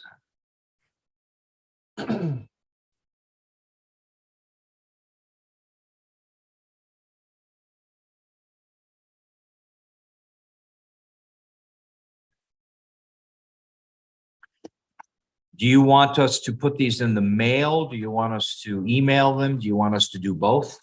I don't need anything, Your Honor, because I need certified copies of them. So what I'm going to do is just wait them to get down to the clerk's office, and then I'll order the certified copies for recording. Oh, okay, fair enough. So is there anything else then, Mr. Slot? No, Your Honor, this should wrap this up. I really appreciate your help, and good luck with the rest of your docket hearing, okay? Thank you. And again, thank you for your patience. Thanks, sir.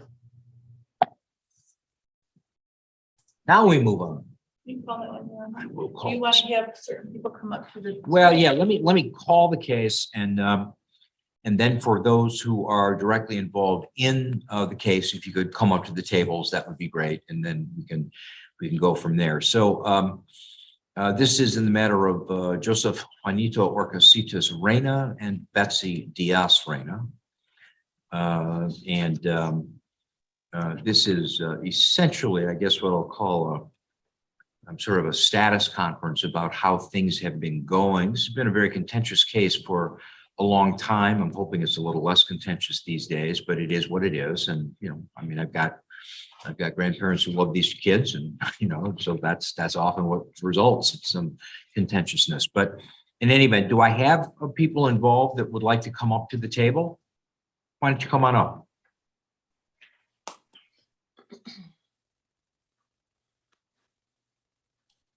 And I believe that I recognize both of you ladies. Your Honor, let's say Ms. Newhouse. Oh, Ms. Newhouse, good morning to you. Good morning, Your Honor. So Ms. Newhouse was involved in this case, I think, I don't know, starting the last hearing, but she was certainly involved in the last hearing. And then I did get an appearance by Mr. Stefan. And he is now representing Gabriela Reyna Torero. Correct, Your Honor. All right. So let me tell you what I've received in the case so that everybody knows what I've got in front of me. I received an annual review report from the Department of Health and Human Services, which I received on October 14th of 2022. Although it's actually stamped September 20, but we didn't get it until October 14th. Oh, no, you know what? I apologize. 14th is actually the date of the hearing. So we got this, I guess, on September 20th, maybe 3 weeks ago. The department always tells us, you know, you're really not supposed to distribute this stuff and et cetera, et cetera. But I also like people having in front of them what we have. And so I'm certainly willing to make copies, and we can email one to Ms. Newhouse, and we can give you a copy, Mr. Stevens, so that you see what I got. So I do have that. And then I also received a CASA report, which is dated the 10th. So I guess that was actually maybe this past Monday of this week. So those are the things that I've received. I'm not going to sort of belabor the point because it has been a long, and I mean, I don't mean this pejoratively, but it has been a contentious matter. And so at the last hearing, I believe that, and Ms. Newhouse, I want to have you make sure that I remember this right. At the last hearing, I believe that I did grant a guardianship. I want to get this right.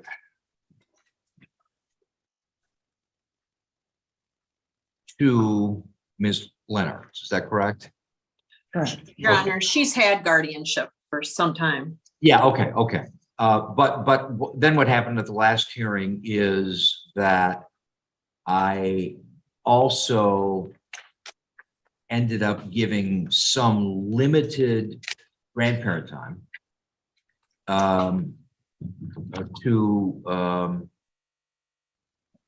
again, so much stuff on in front of me. Your client is Ms. Torero, is that correct? Yes, sir. Yeah, okay. And it was limited time, and as I recall, it was also supervised time, and there was I think she was a close friend. She testified at the last hearing. I think she was a close friend of Ms. Ferrer, as I recall. And she testified, and then when she was testifying, or maybe after she was off the stand, I asked whether she would agree to be a supervisor, and she did. That would be Janet Vargas. Your I Honor. think that is correct. I think that's the lady that we're talking about. And again, I mean, I'm just swamped. And so I'm sorry I couldn't spend a little more time on this, but my recollection is that it was going to be limited grandparenting time. Seems like maybe it was going to be like Saturday or something like that. Am I close about that? Because at the last hearing, there had sort of been this issue about an injury to the child, which was never substantiated by CPS. But I mean, I heard a lot of testimony about that. And so we were going to see how that went. And so that's, I think, really sort of what today's hearing is. Now, I did at least have a chance to read what I've already indicated. And Ms. Newhouse, do you have a copy of either or the CASA and the department's reports? Yeah, I have the CASA. I don't get the Right. DHS report, but I have the order. The grandparenting time was both children every Sunday from noon until 4 p.m. supervised by Jeanette Vargas. Yeah, so it was Saturday. I mean, it was Sunday, not Saturday. Mhm. Yeah, okay. And so again, this is just sort of a how's it going and how has it been going kind of hearing. I think I read that the supervisor opted out at some point. I don't remember when that was. Who can give me that time frame? July 10th. July 10th? Yeah. Your Honor, the last hearing, I believe, was in August. So if she was appointed in August, she wouldn't have opted out in July. Or was that when this was last sent? Yeah, I mean, I don't think we went. Just the 2 months? Yeah, Okay. yeah. We didn't go just the 2 months. It was a while ago. But in any event, so I guess what I'm going to do is what I would normally do, and that is that I'm going to ask if both of you ladies would please raise your right hand whenever she's done. I need a translator, Your Honor. That's what she's here. Got it. So, well, why don't I include the translator in this? Ma'am, our interpreter. Could you give us your name, please? I'm Yesenia Reina. Thank you. And now I must swear you in. I wonder if I could ask you to please raise your right hand. First, the interpreter. Do you solemnly swear or affirm that you will truly, accurately, and impartially interpret in the matter now before the court and not divulge confidential communications? Yes, I do. Thank you. And I'm presuming that the language is Spanish and English. Correct. Fair enough. So you can put your hand down. Thank you. Now, I will ask the two ladies to please raise their right hand. I'll go through this a little more slowly so it can be interpreted. Do each of you solemnly swear or affirm that the testimony that you're about to give will be the truth, the whole truth, and nothing but the truth? Okay. Okay, thank you. You can put your hands down. I guess let me start. I know you're sort of new to the case, Mr. Steffen, but why don't you sort of tell me the position that your client is taking? Also, if she has an explanation, maybe she doesn't, about the lady that was going to help supervise, why she's no longer doing that. I mean, I just want to kind of get caught up on this stuff. I appreciate that, Your Honor. And after reviewing the file and everything, I do kind of feel like I'm jumping into a hornet's nest. Well, I mean, it's been a difficult case, but I think I thought maybe, maybe in time it's gotten a little less contentious, but I mean, it has been a difficult case. Yes, Your Honor. And So the court is aware. We do have Miss Janet Vargas here present in the courtroom. Oh, I'm sorry, ma'am. I didn't see you way in the back. She is willing to testify as to why she was no longer willing to be the supervisor. But the short summary of that is that Ms. Reinhardt had made some threats to her regarding her employment. Ms. Vargas she's been employed at Head Start for 20 years. She's a mandated reporter. With some of the threats that Ms. Leonard was making, one in particular, she had apparently told her that she was going to report her for kidnapping the children at one point. She was afraid she would lose her job. And so she just wasn't willing to stay on given that information. Put her on the stand. Ms. Vargas?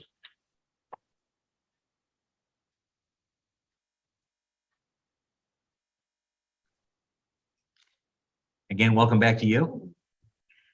You may recall this, you're gonna end up in that seat, but and as I recall, you're bilingual. Yes. Okay, so I wonder if I could ask you to please raise your right hand. Do you want me to stand up? We'll do this, then you can, do you solemnly swear or affirm testimony you're about to give, will be the truth, the whole truth, and nothing but the truth? Yes. Please. Thank you. Mr. Stefan, even though I asked you to put her on the stand, I'm going to ask you to do the interrogation. Yes, Your Honor. Thank you. Ms. Vargas, how are you today? Good. You were previously appointed to be the supervisor for Ms. Ferrero Yes. in her parenting time. Yes. How long did you act in that capacity? The last time I did the supervised visitation was on July 10th. That was the last time. During the time that you were supervising, did you ever see anything with Ms. Ferrero and the children that gave you concern? No. And if you would kindly state for the court where you're currently employed? It's Intertribal Council of Michigan. It's a Native American Head Start. Yes. Are you a mandated reporter at that? Yes, I am. How long have you been there? November 3rd is going to be 20 years there. During your time supervising the children, did you have frequent encounters with Ms. Leonard? Yes. Pick up and drop off. How did those, I'm sorry, I missed that. In the pickup and drop off. In the pickup and drop off. Yes. Okay. so did you provide transportation for the children? I did. Can you describe how those interactions typically went? It all depends on Miss Leonard's day, how she was feeling. Sometimes they were good, sometimes they were bad. It was never the same. Why specifically did you stop acting as the supervisor? I really like my job. I really like working with kids. I don't do it for the money. I do it because I want to help kids. So I did not want to lose my job over something that Miss Lenards would say or do. So, What led you to believe Ms. Leonard was going to say or do something? she has done that to Gabriela. That's why they appointed supervised visitations, because she accused her of hitting her Right now, grandkids. Oh, I know sorry. that history.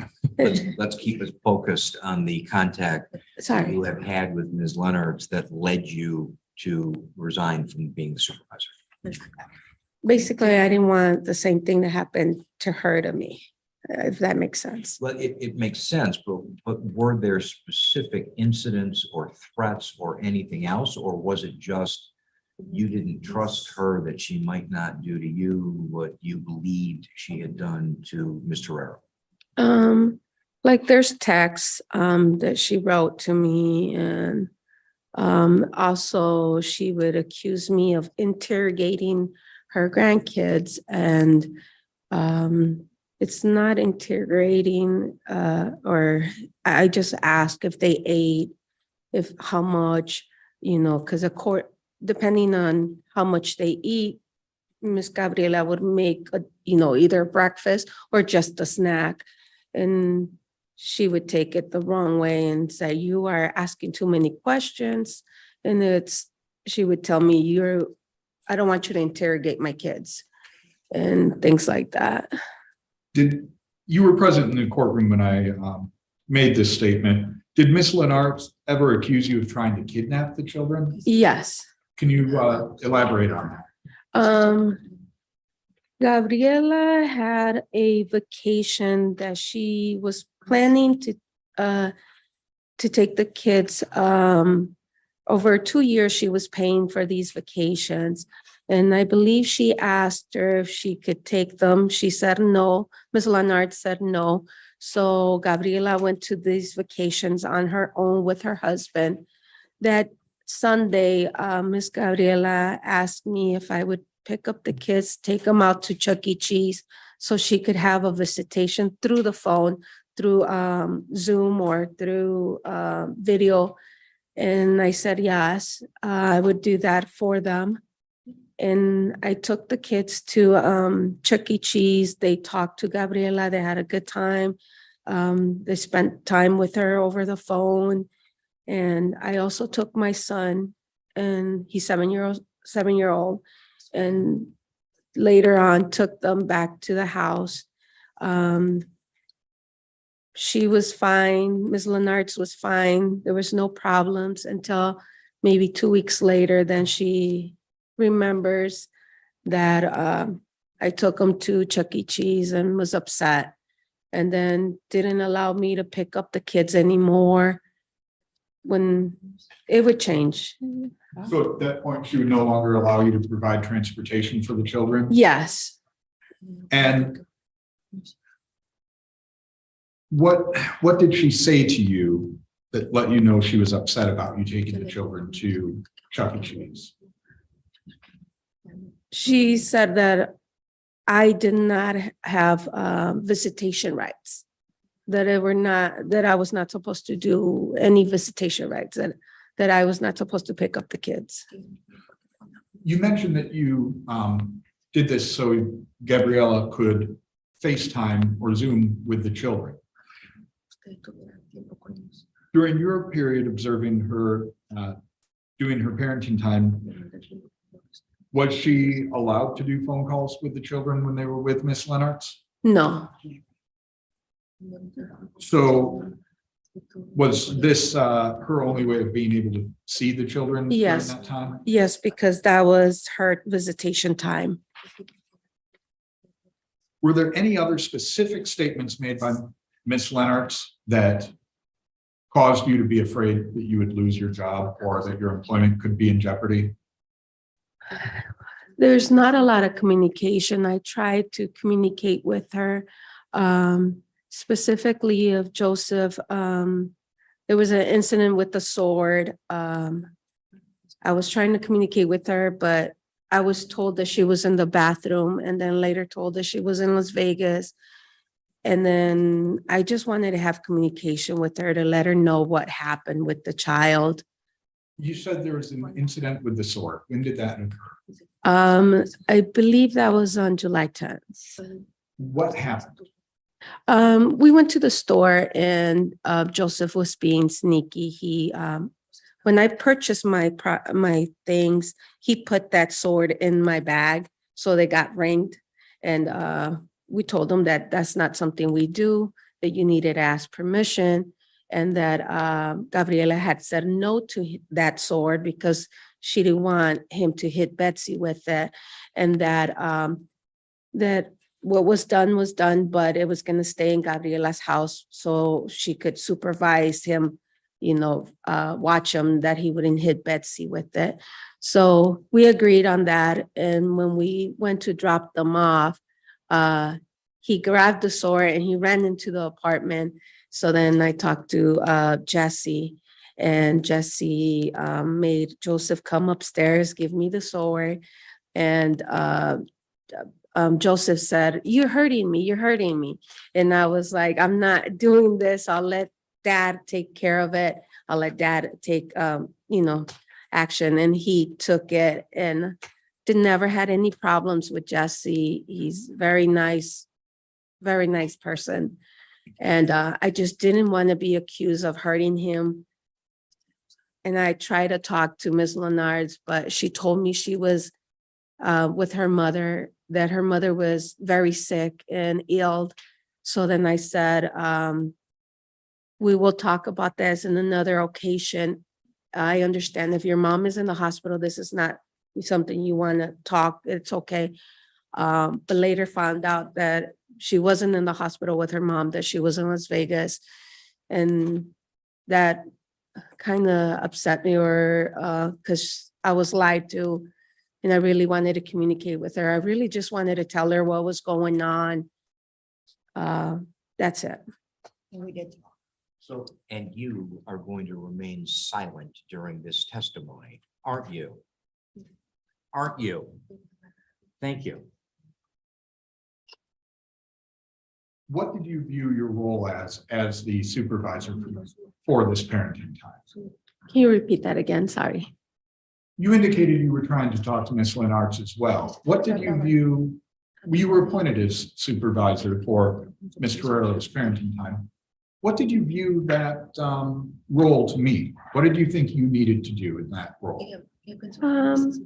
Supervise that the kids were safe and they were taken care of, and really wanted them to have more communication. I think it's very important for them to have communication because the kids are very smart and they need that. They need to know that they are both are in communication. And that's If the court were to ask again, would you be willing to act as supervisor again? only if they would give me a camera like the police would carry, because I would feel safe. I don't feel safe that she usually says, When you Ms. say she- Lenartz usually will say that I did something or that I'm interrogating the kids or that I'm not doing the best for the best interest of the kids. So I'm kind of worried about that they will believe her versus me. So I would only do it if I had maybe what the police officers wear, A body a cam. body cam.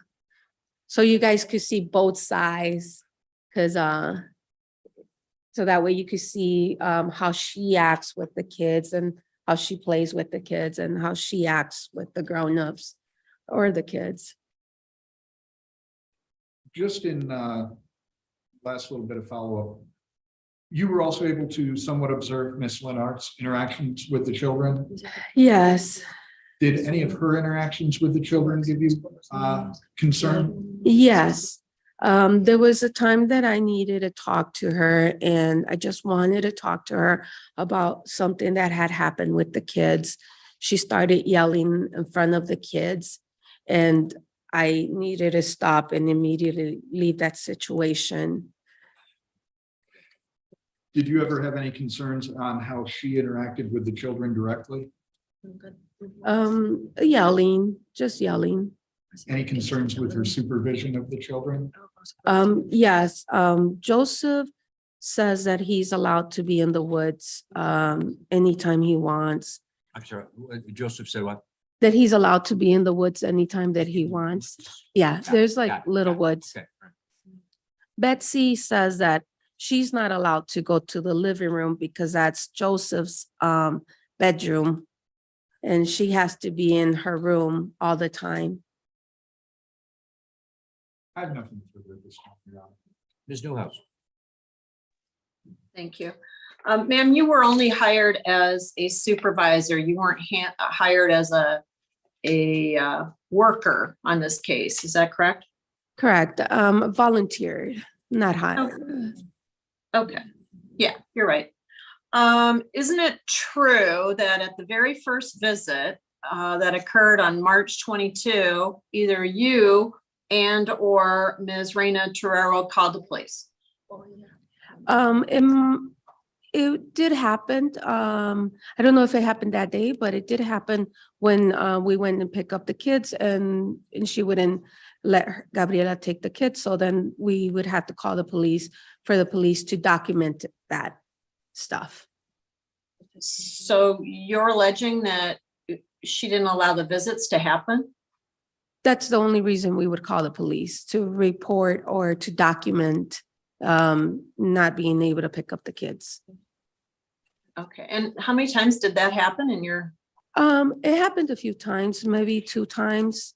One time Gabriela was hurt.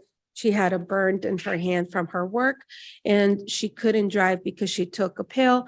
So for pain, and she asked me if I would go and pick up the kids. I said, yes, I would pick up the kids, go to her house, play in her house or stay in her house. And Ms. Leonard said, no, if Gabriela's not in the car, I don't want you to take them. So we had to call the police and, just to report for her evidence or that the kids were denied visitation time. How That many was the only times? reason. How many times did you end up calling the police on Ms. Leonard's since March? I believe 2 times, but I could be wrong. Could be more. Yes. And what about Children's Protective Services? How many times did you call them regarding the children and Ms. Leonard since we were last in court on March 20? I believe I have only done that once or twice. Do you understand how that might be frustrating and might anger Ms. Leonard's? Yes, it can. And then that visit that when you came to get the kids on May 15, the one where you take them off on your own and you go to Chuck E. Cheese, you didn't tell Ms. Leonard's that Ms. Reina Terrero wasn't going to be there, did you? It was my understanding that I was supervising and that I'm not so. They need to communicate. They need to talk, and they need to be able to talk about that stuff. I'm just there to supervise and make sure the kids have a good time and be able to have communication with our kids, grandkids. You didn't think to tell Ms. Leonard's, hey, Ms. Reina Terrero is not going to be with us. We're going to Chuck E. Cheese with my grandson and going to have a good time. And maybe they'll talk to Ms. Reina Terrero on the phone quick. You never thought to tell Ms. Leonard's that? Sometimes the less words I have with Miss Leonard, the better, because she sometimes likes to fight with me. So now that you say that, maybe it should have been the more appropriate thing to do, but I did not do that. And I'm sorry for that. Well, she was upset that you had the children and the children came home and reported to her that their grandmother wasn't even at the visit. Does that sound about right?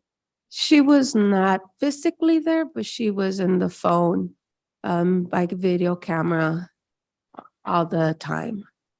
All the time, the whole time you were at Chuck E. Cheese, she was. Most of the time. So the kids were in front of a phone and not playing at Chuck E. Cheese and running around, right? Most of the time. Most of the time. Okay, do you understand? When they were how- eating, when they were playing, there was videos sent to her. There was things.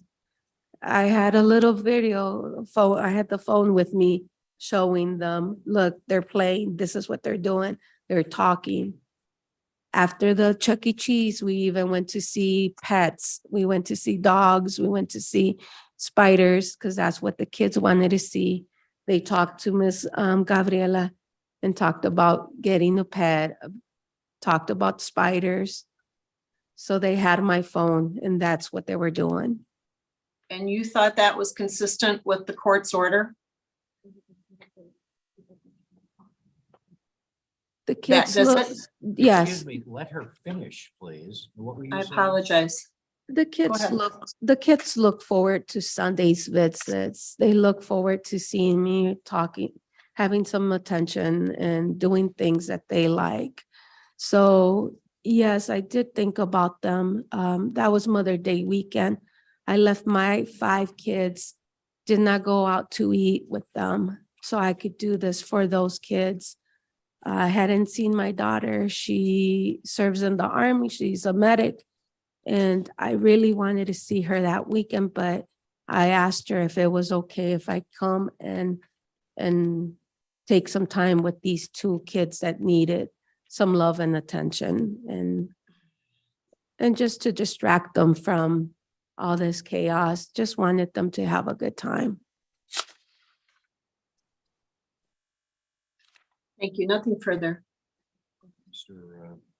Stefan, any redirect? Yes, Your Honor, I just want to clarify. You admitted to calling CPS on Miss Lenartz. Yes, Through your work, are you a mandated reporter? yes, yes. I have nothing further, Your Honor. Well, let me follow up on that. What caused you to call CPS? I'm concerned, sometimes, first of all, not being supervised. Joseph needs to be supervised. It worried me that he was gonna be out in the woods and it was raining. And my concern is there's older kids there that are 14 or older than him. And I'm afraid, that could get him into trouble. Or Joseph had talked to me about they were in war with the kids, and they have it's probably a game they're playing. But I don't feel comfortable leaving Joseph alone in the woods, especially if he tells me that he walks to places. So it just, Joseph? he is 10 years old. Yes.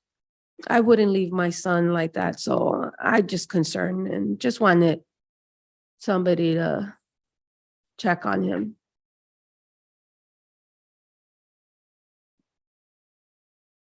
Your Honor, if I may follow up on the question about his age. Is Joseph also special needs? He has autism, so that's one of the reasons I worried. Yeah. Thank you for your leeway, Your Honor. We give you recross on those questions. No, Your Honor. No, to Ms. Newhouse. Yeah, I have a question. Do you know what the result was regarding that CPS investigation? They just said that they would investigate, and that's it. They didn't let me know anything else. Okay. You're not aware that it was substantiated or that it went any further? No. Okay, thank you. Nothing further.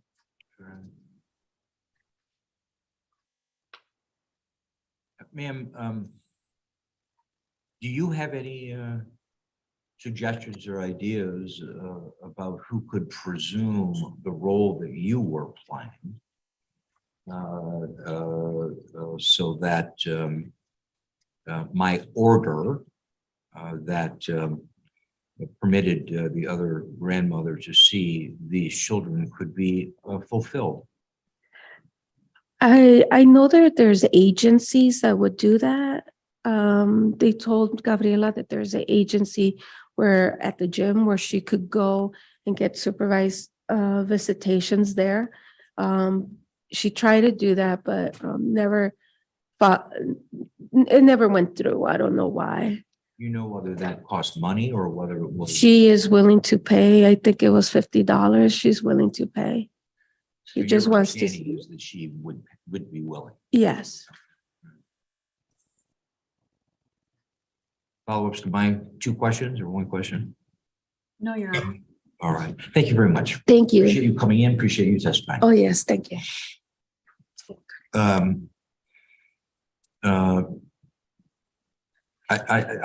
wanted to hear from her because first of all, she may want to get out of here, but Ms. Newhouse, do you want to present any evidence today? Yes, I'd like to briefly call my client, All right. Sherry Leonards, please. Fair enough. Ms. Leonard, if you could please come up.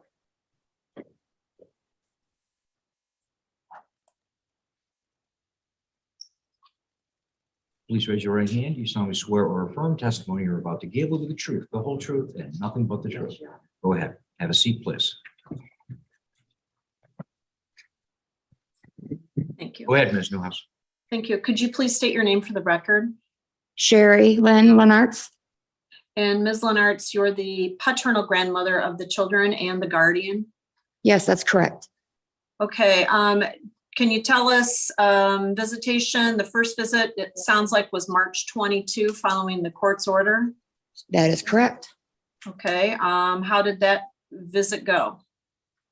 I think the visit went okay. But when the kids were brought back home, the police showed up 10 minutes later. I'm sorry, I didn't hear that. When the kids were Brought back home. When the kids were brought back home from the first visit, the police showed up at my home about 10 or 15 minutes after they were dropped off. Okay. And they asked where Joseph was at, and Joseph was in the living room playing his game. And they said they had a report from Janet and Gabriella that Joseph was in the woods, that he ran to the woods after the visit, and that he was unattended and this and that. And so that wasn't substantiated. That was a lie. And Joseph was safe in the house and was just Was playing his CPS games. involved? I'm sorry, was CPS involved in that or just the police? Just the police on that occasion. Okay, and then from that occasion forward, did you have any other interaction with the police? There was one visit where she mentioned that her arm was bad. You gotta say, Gabriella's arm was hurt or something from work and could not attend the visit. So Janet was over at her house and they called the police to let them know that. That wasn't an occurrence, so, okay. did you allow the children to go on a visit that day? I didn't know. I didn't know until after the fact. Oh, so the kids did go on a visit that day? Yes, they did. Okay, and then have you had CPS interactions since March? Yes, I have. Again, it's my 9th time. And I'm very, very frustrated with this when there's nothing going on with the children. The children are safe. They are fed. They are educated. They are taught manners. They are in a good routine home. I don't know what she has. You just answer the question. Yeah, okay, I'm sorry. Okay. Okay, yeah. Was there an incident on May 15 where the children were picked up by, let's see, I don't want to mess up her, Janet Vargas? Yes, that's correct, Chris. What was your understanding of what that visit was going to look like? Well, I just was under the understanding because Janet would come to the door and say, hey, I'm here for the kids, and we would exchange them. I would, the kids would go upstairs, and I just figured that she was there on a normal visit and getting the children, for Gabriella, who was usually out in the vehicle, I guess. But Gabriella wasn't present, and I didn't know that. And she took the kids, and I just think that, okay, she took the kids without Gabriella being with her on that day, on that Sunday. Was that upsetting to you? It was, because I think I should have been at least told or even asked, if that was okay, because the visits are set for the grandmother. They're not for her. I mean, she's a supervisor.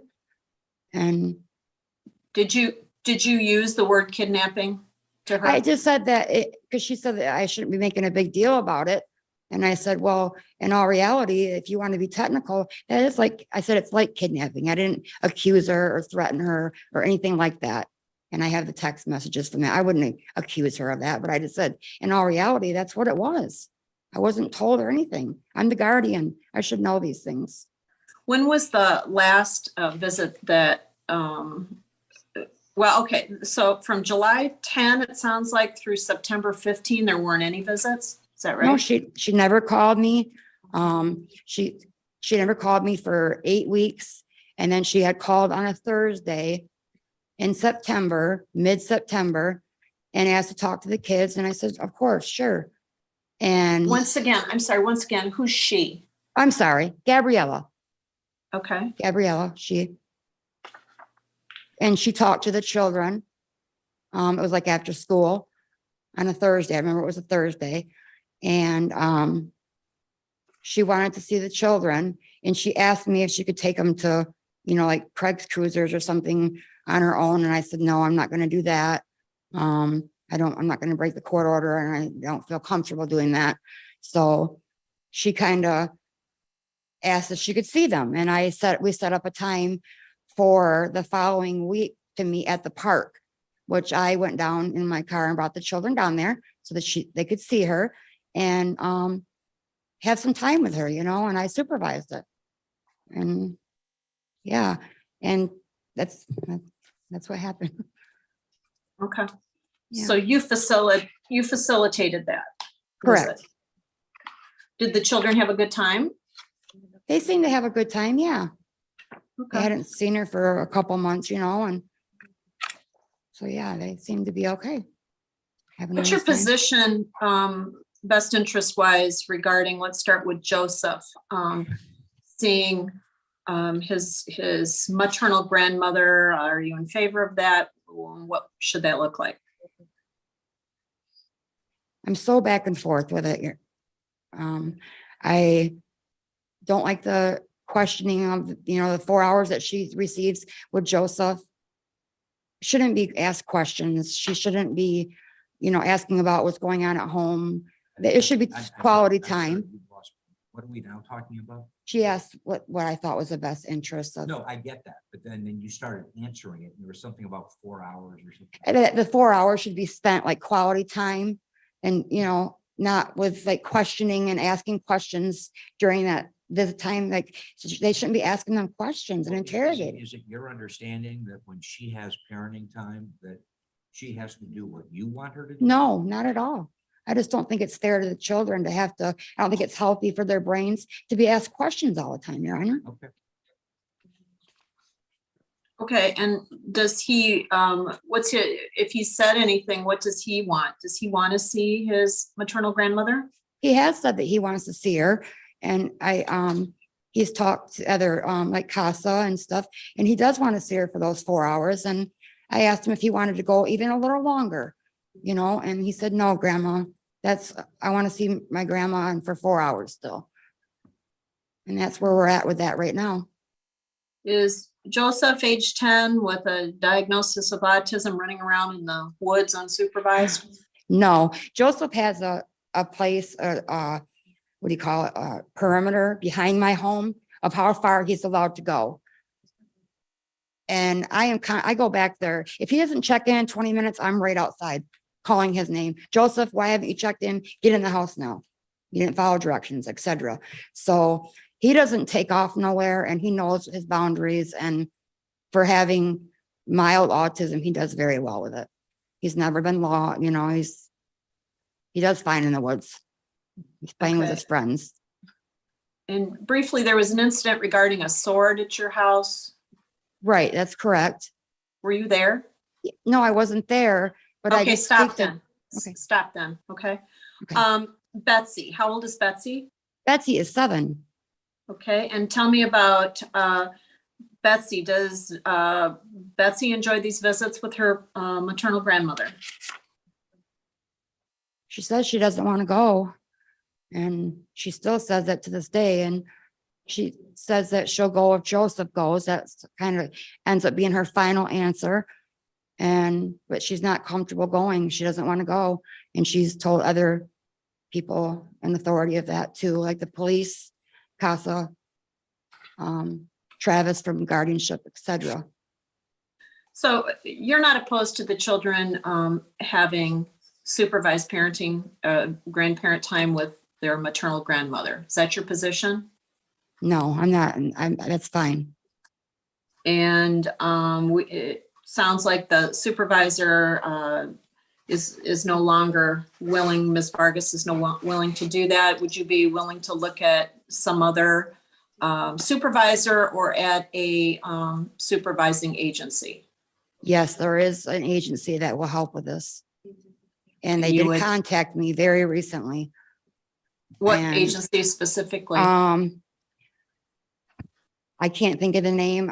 It's 2 words. I just can't think of it right offhand. Is it Safe Connections? Yes, it is. Okay. And you'd be willing to cooperate with an agency such as that? Yes, most definitely. Okay, and you continue to cooperate with CASA? Yes, I do cooperate with CASA.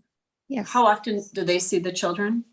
She's taken them a couple times and talked to them on their own and took them like to the museum and things. And I've talked to her, 3 or 4 times regarding how things were going for the children and so on and so forth. so that they're still involved. Great, thank you. Nothing further. Okay. Mr. Stefan. Thank you, Your Honor.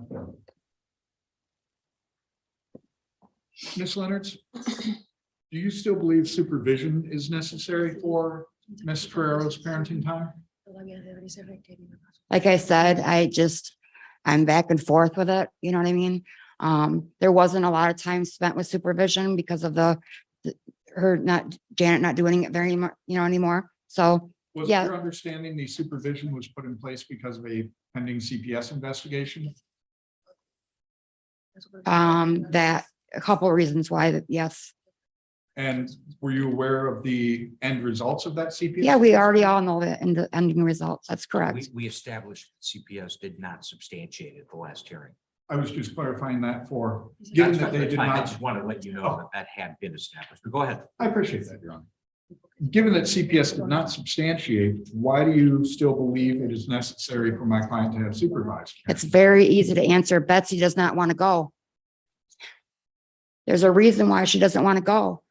So that is why I think it needs to be supervised still until she feels more comfortable. These are children, so. You asked, or I'm sorry, you testified just a little bit ago that you thought during the 4 hours of time that my client gets, she shouldn't be asking the children any questions about what's going on in your home. That's correct. When the children come back to you, do you ask them questions about how the parenting time went? I asked them how their time was. Sure, I do. Everything go okay and just make sure everything went okay. Do you believe it's reasonable to ask the children how things are going in either home? Well, yeah, they can ask shit. That's reasonable if that's what it was. Do you have any reason to believe that's not what it was? From the past, I believe it could be more, and the kids do state more things, which doesn't need to, it doesn't need to be done every time. You testified you were not there at the home for the sword incident. That is correct. Where were you? I was in Las Vegas on my yearly vacation. You heard the testimony saying that you spoke to Miss Vargas I did speak to Ms. Vargas towards the end of that. and that you told her you were with your mother. No, I said my mother was in the hospital. I didn't say I was with my mother. Did you And I- tell her at that time you were in Las Vegas? Yes, I did.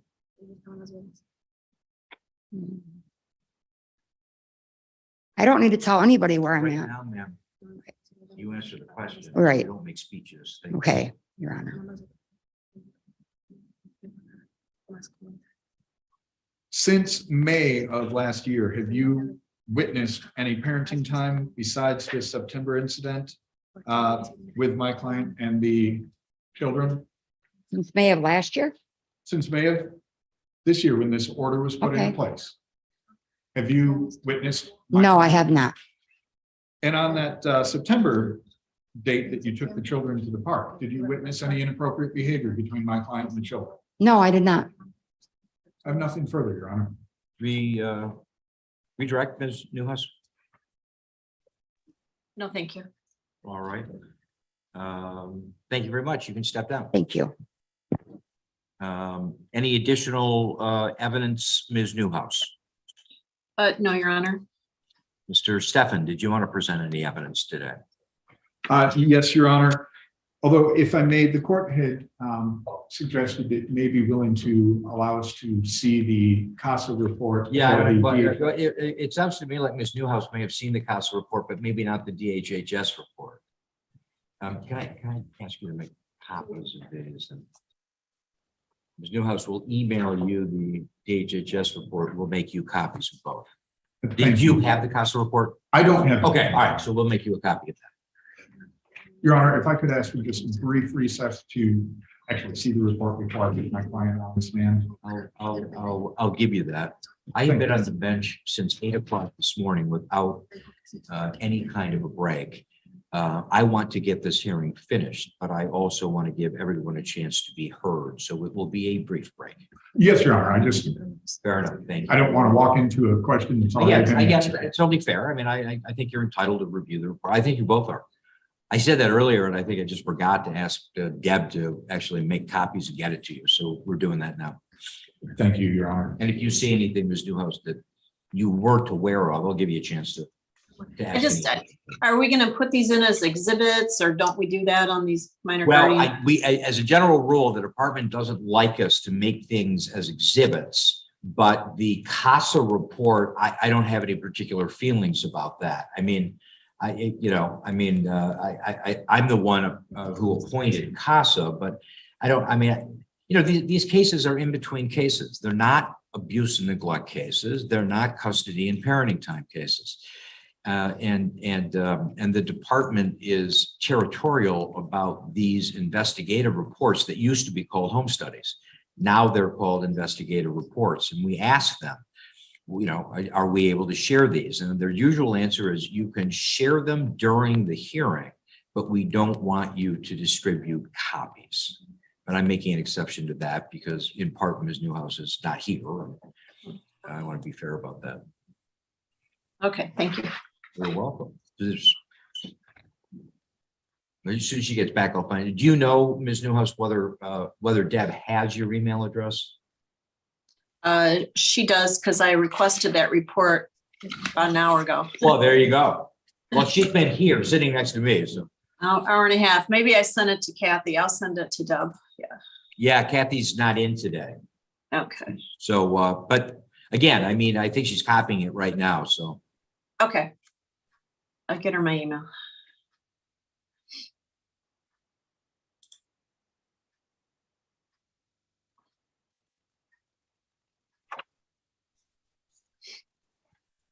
Deb, do you have Ms. Newhouse's email address? I'm guessing you probably do. I'll scan this here momentarily.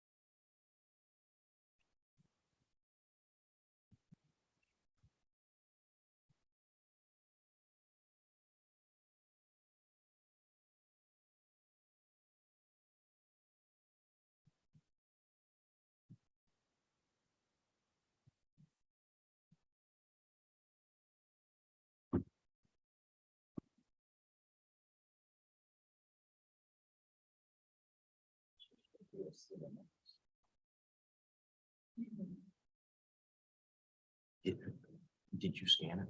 I scanned it and sent Okay. it to her. Yes. You should be getting it at any time, Ms. Newhouse.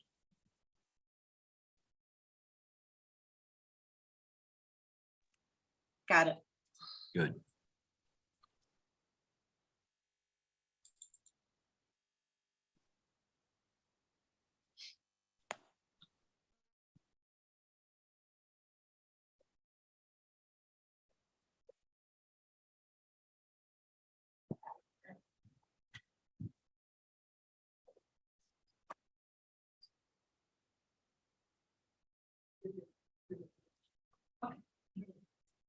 Thank you.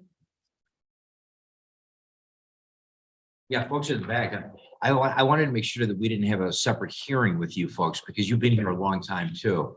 But I gather you're just here spectating? Yeah, It's a public courtroom. Anybody can always watch. I just wanted to make sure that I wasn't keeping you even longer. So thank you.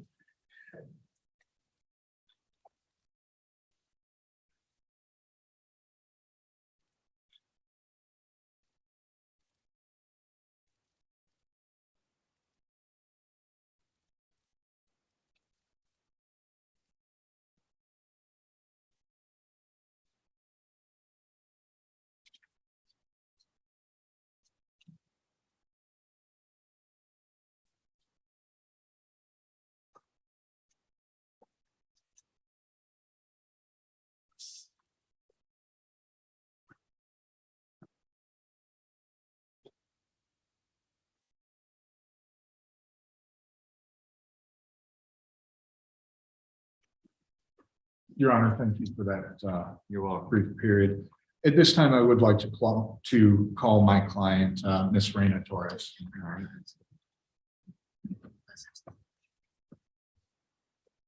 And I don't want to force the interpreter to stand. That'd be great. Thanks.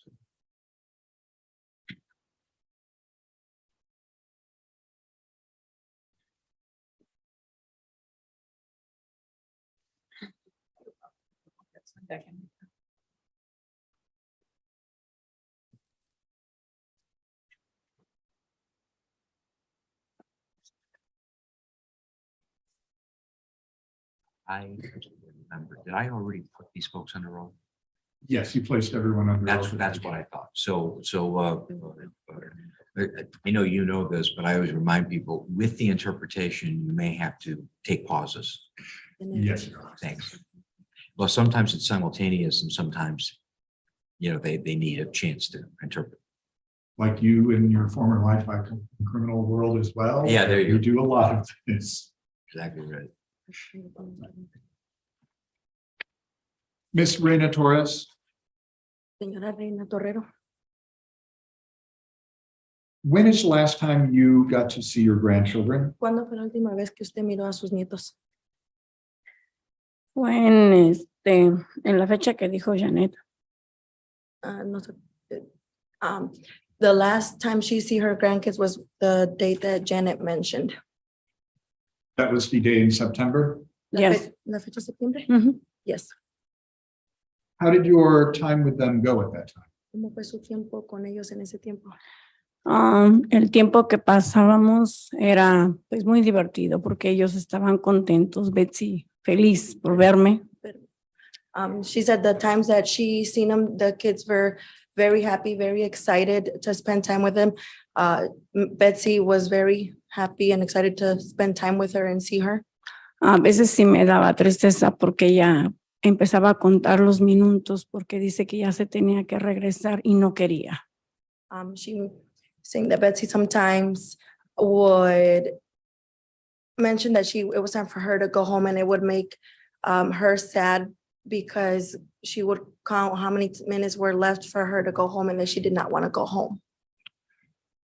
Prior to July, when Ms. Vargas stopped as the supervisor, De ser supervisora. did you exercise your parenting time every time you were given the opportunity? Usted usó cada oportunidad que tuvo para ver a los niños, la usó. Sí, de hecho yo traté de hablar las llamadas de ella y textos, pero ella me laqueó. She says, yes, she did, and that she would try and communicate with Ms. Lenartz, but Ms. Lenartz blocked her from calling and texting. Are you able to communicate with the children directly when they're with Ms. Lenartz? ¿Usted tiene oportunidad de comunicarse directamente con los niños cuando están con la señora Lenartz? No puedo comunicarme con ellos. No, I cannot communicate with them. Do you have any phone calls with them when they're with Ms. Lenartz? ¿Tiene alguna llamada con ellos en el tiempo que ellos están con la señora Lenartz? Como una llamada. Que usted llame, hable con ellos. ¿Por teléfono? No, nunca pude hacer, nunca me dejó. No, I wasn't able to. She didn't allow it. When you were exercising your parenting time, what sort of things would you do with the children? Cuando usted usaba el tiempo de ver a los niños, ¿qué clase de actividades hacían? Cuando estábamos con Janet, Sí. las actividades pues era pues llevarlos a la tienda, estábamos en la casa, jugábamos en el jumpy. Eran muy poquitas horas, no era demasiado para poder compartir con ellos. She saying that when they did spend time together, they would be at her house, jumping on the trampoline. They would go to the store. They would play. The 4 hours were very limited for them to spend time together, but she tried to do the most out of it. Continúe.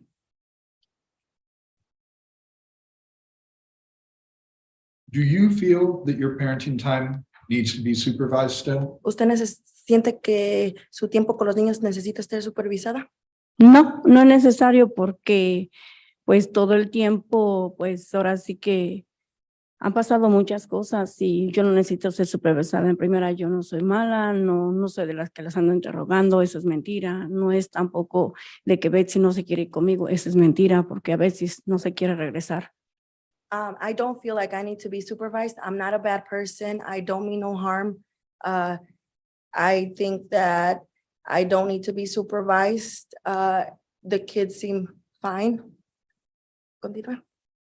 Porque prácticamente, pues yo cuando tenía la semana que cuando tuvimos ese tiempo, yo no tuve de supervisión, pasó lo de la quemada, sí, pero pues todo el tiempo, pues así que ellos estaban contentos, felices de estar conmigo, quedarse en las noches.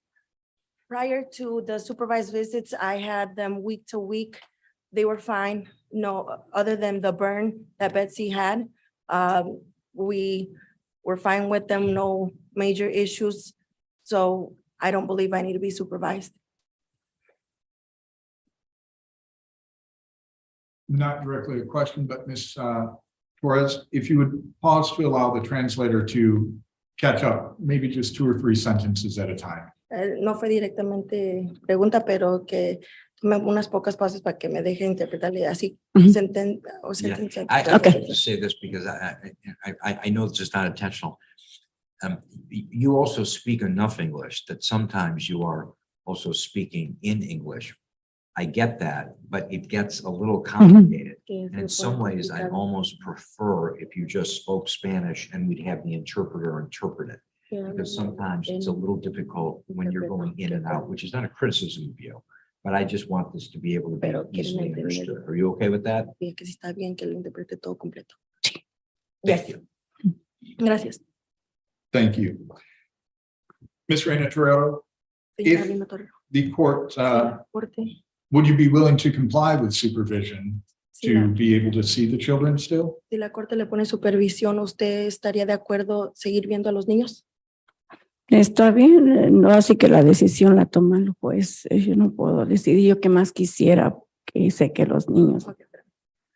Yes, I would agree to it. The decision's up to the judge.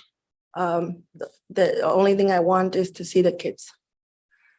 Have you, besides Safe Connections, have you looked into any other supervising agencies? Aparte de Safe Connections, ¿ha buscado otra agencia de supervisión? Sí, yo llegué a buscar la que está es YMCA, que estaba en el downtown. Yo metí los papeles, traté de hacer todo. Me dijeron que me iban a cobrar $50. Les dije que está bien. Yes, I did. I reached out to YMCA and they said yes, that they would take the case. I filled out all the paperwork. They would charge me $50. Have you contacted Journeys? I'm sorry, can you repeat that again? Has she contacted the agency known as Journeys? Que si ha tratado de contactar a la agencia que se llama Journeys. No. No. You just indicated the Y, which is also Safe Connections, would be willing to, would charge you $50 per visit? Dice que ahorita que mencionó el de YMCA, que es viene siendo la de Safe Connections, que si ellos le cobraban $50 por visita. No, nada más era 1 hora. Y pues yo con tal de ver a los niños, yo acepté. En sí le dije, ¿por qué 1 hora? Si son 4. Dijo, no podemos, la agencia es 1 hora. The agency said it was $50 for 1 hour of visit. She mentions that I have 4 hours. The agency said we can only offer 1 hour. So you would lose time by going to Safe Connections? ¿Perdería tiempo entonces yendo con Safe Connections? Sí. Yes. Did you discuss with Safe Connections what sort of activities you could engage in with the children there? Preguntó a Safe Connections qué tipo de actividades podría hacer con los niños estando con ellos. No. No. Do you have any third party who would be willing to supervise that you would not have to pay? ¿Usted tiene alguna persona aparte que no tendría que pagar, que podría ser voluntaria para supervisar? En este momento, pues no sé, porque estás hablando de 4 horas. Mucha gente pues tiene su familia y pues Jenny estaba haciendo buen trabajo. Not at this moment. We're talking about 4 hours. People have their families that they need to attend. Janet was doing a very good job.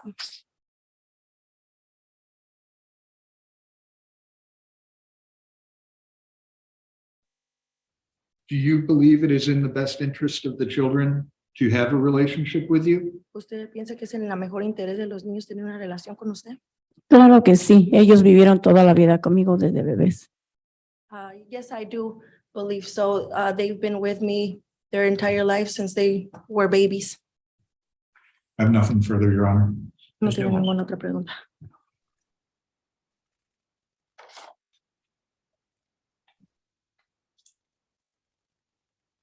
Ms. Newhouse? Thank you. Ma'am, it looks like sometime during the last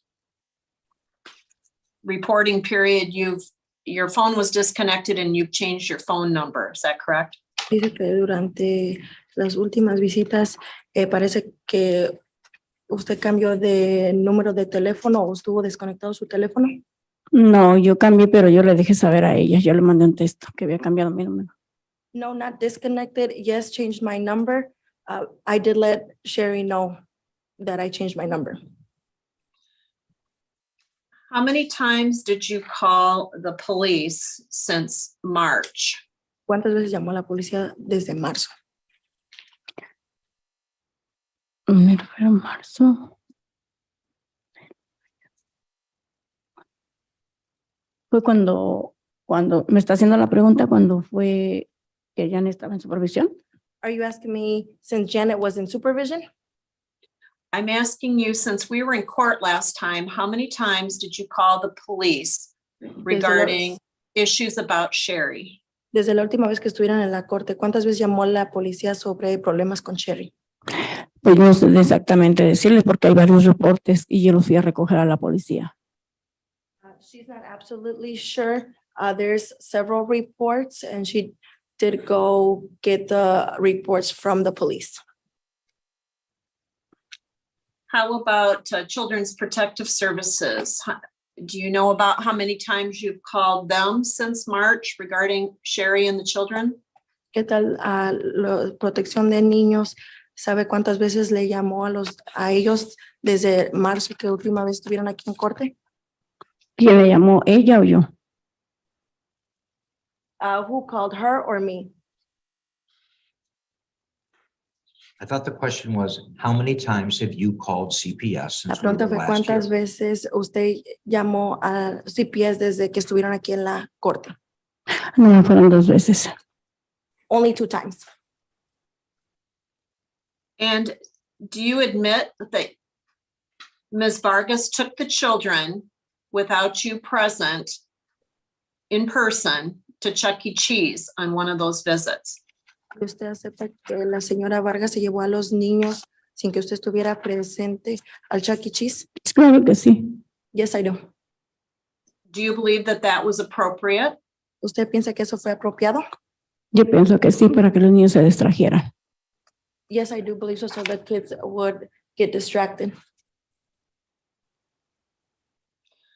Thank you. Nothing further. Hasta ahí nada más. Redirect? Yes, Your Honor.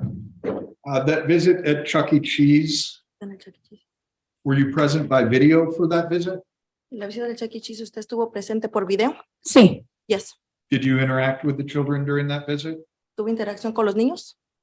Sí. Yes. Were you able to watch the children engaging in activities? ¿Pudo ver a los niños participar en actividades? Sí, ellos estaban jugando. Yes, they were playing. What happens when 2 grandparents become so consumed by their fight with each other that the children caught in the middle begin to suffer? That was the heartbreaking question before the judge in this emotional family court hearing.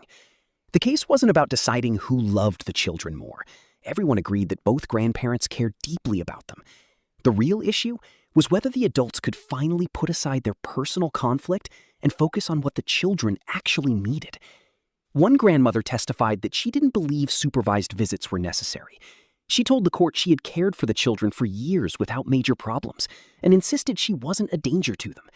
Even so, She admitted she would comply with supervised visitation if that was the judge's decision, because more than anything else, she simply wanted the chance to continue seeing her grandchildren.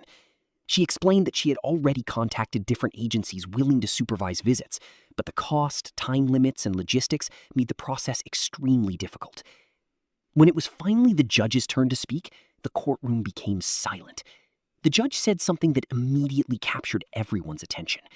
He concluded that the relationship between the two grandparents was beyond repair. According to the judge, every hearing had become another opportunity for accusations, mistrust, and hostility. Then he delivered one of the strongest statements of the day.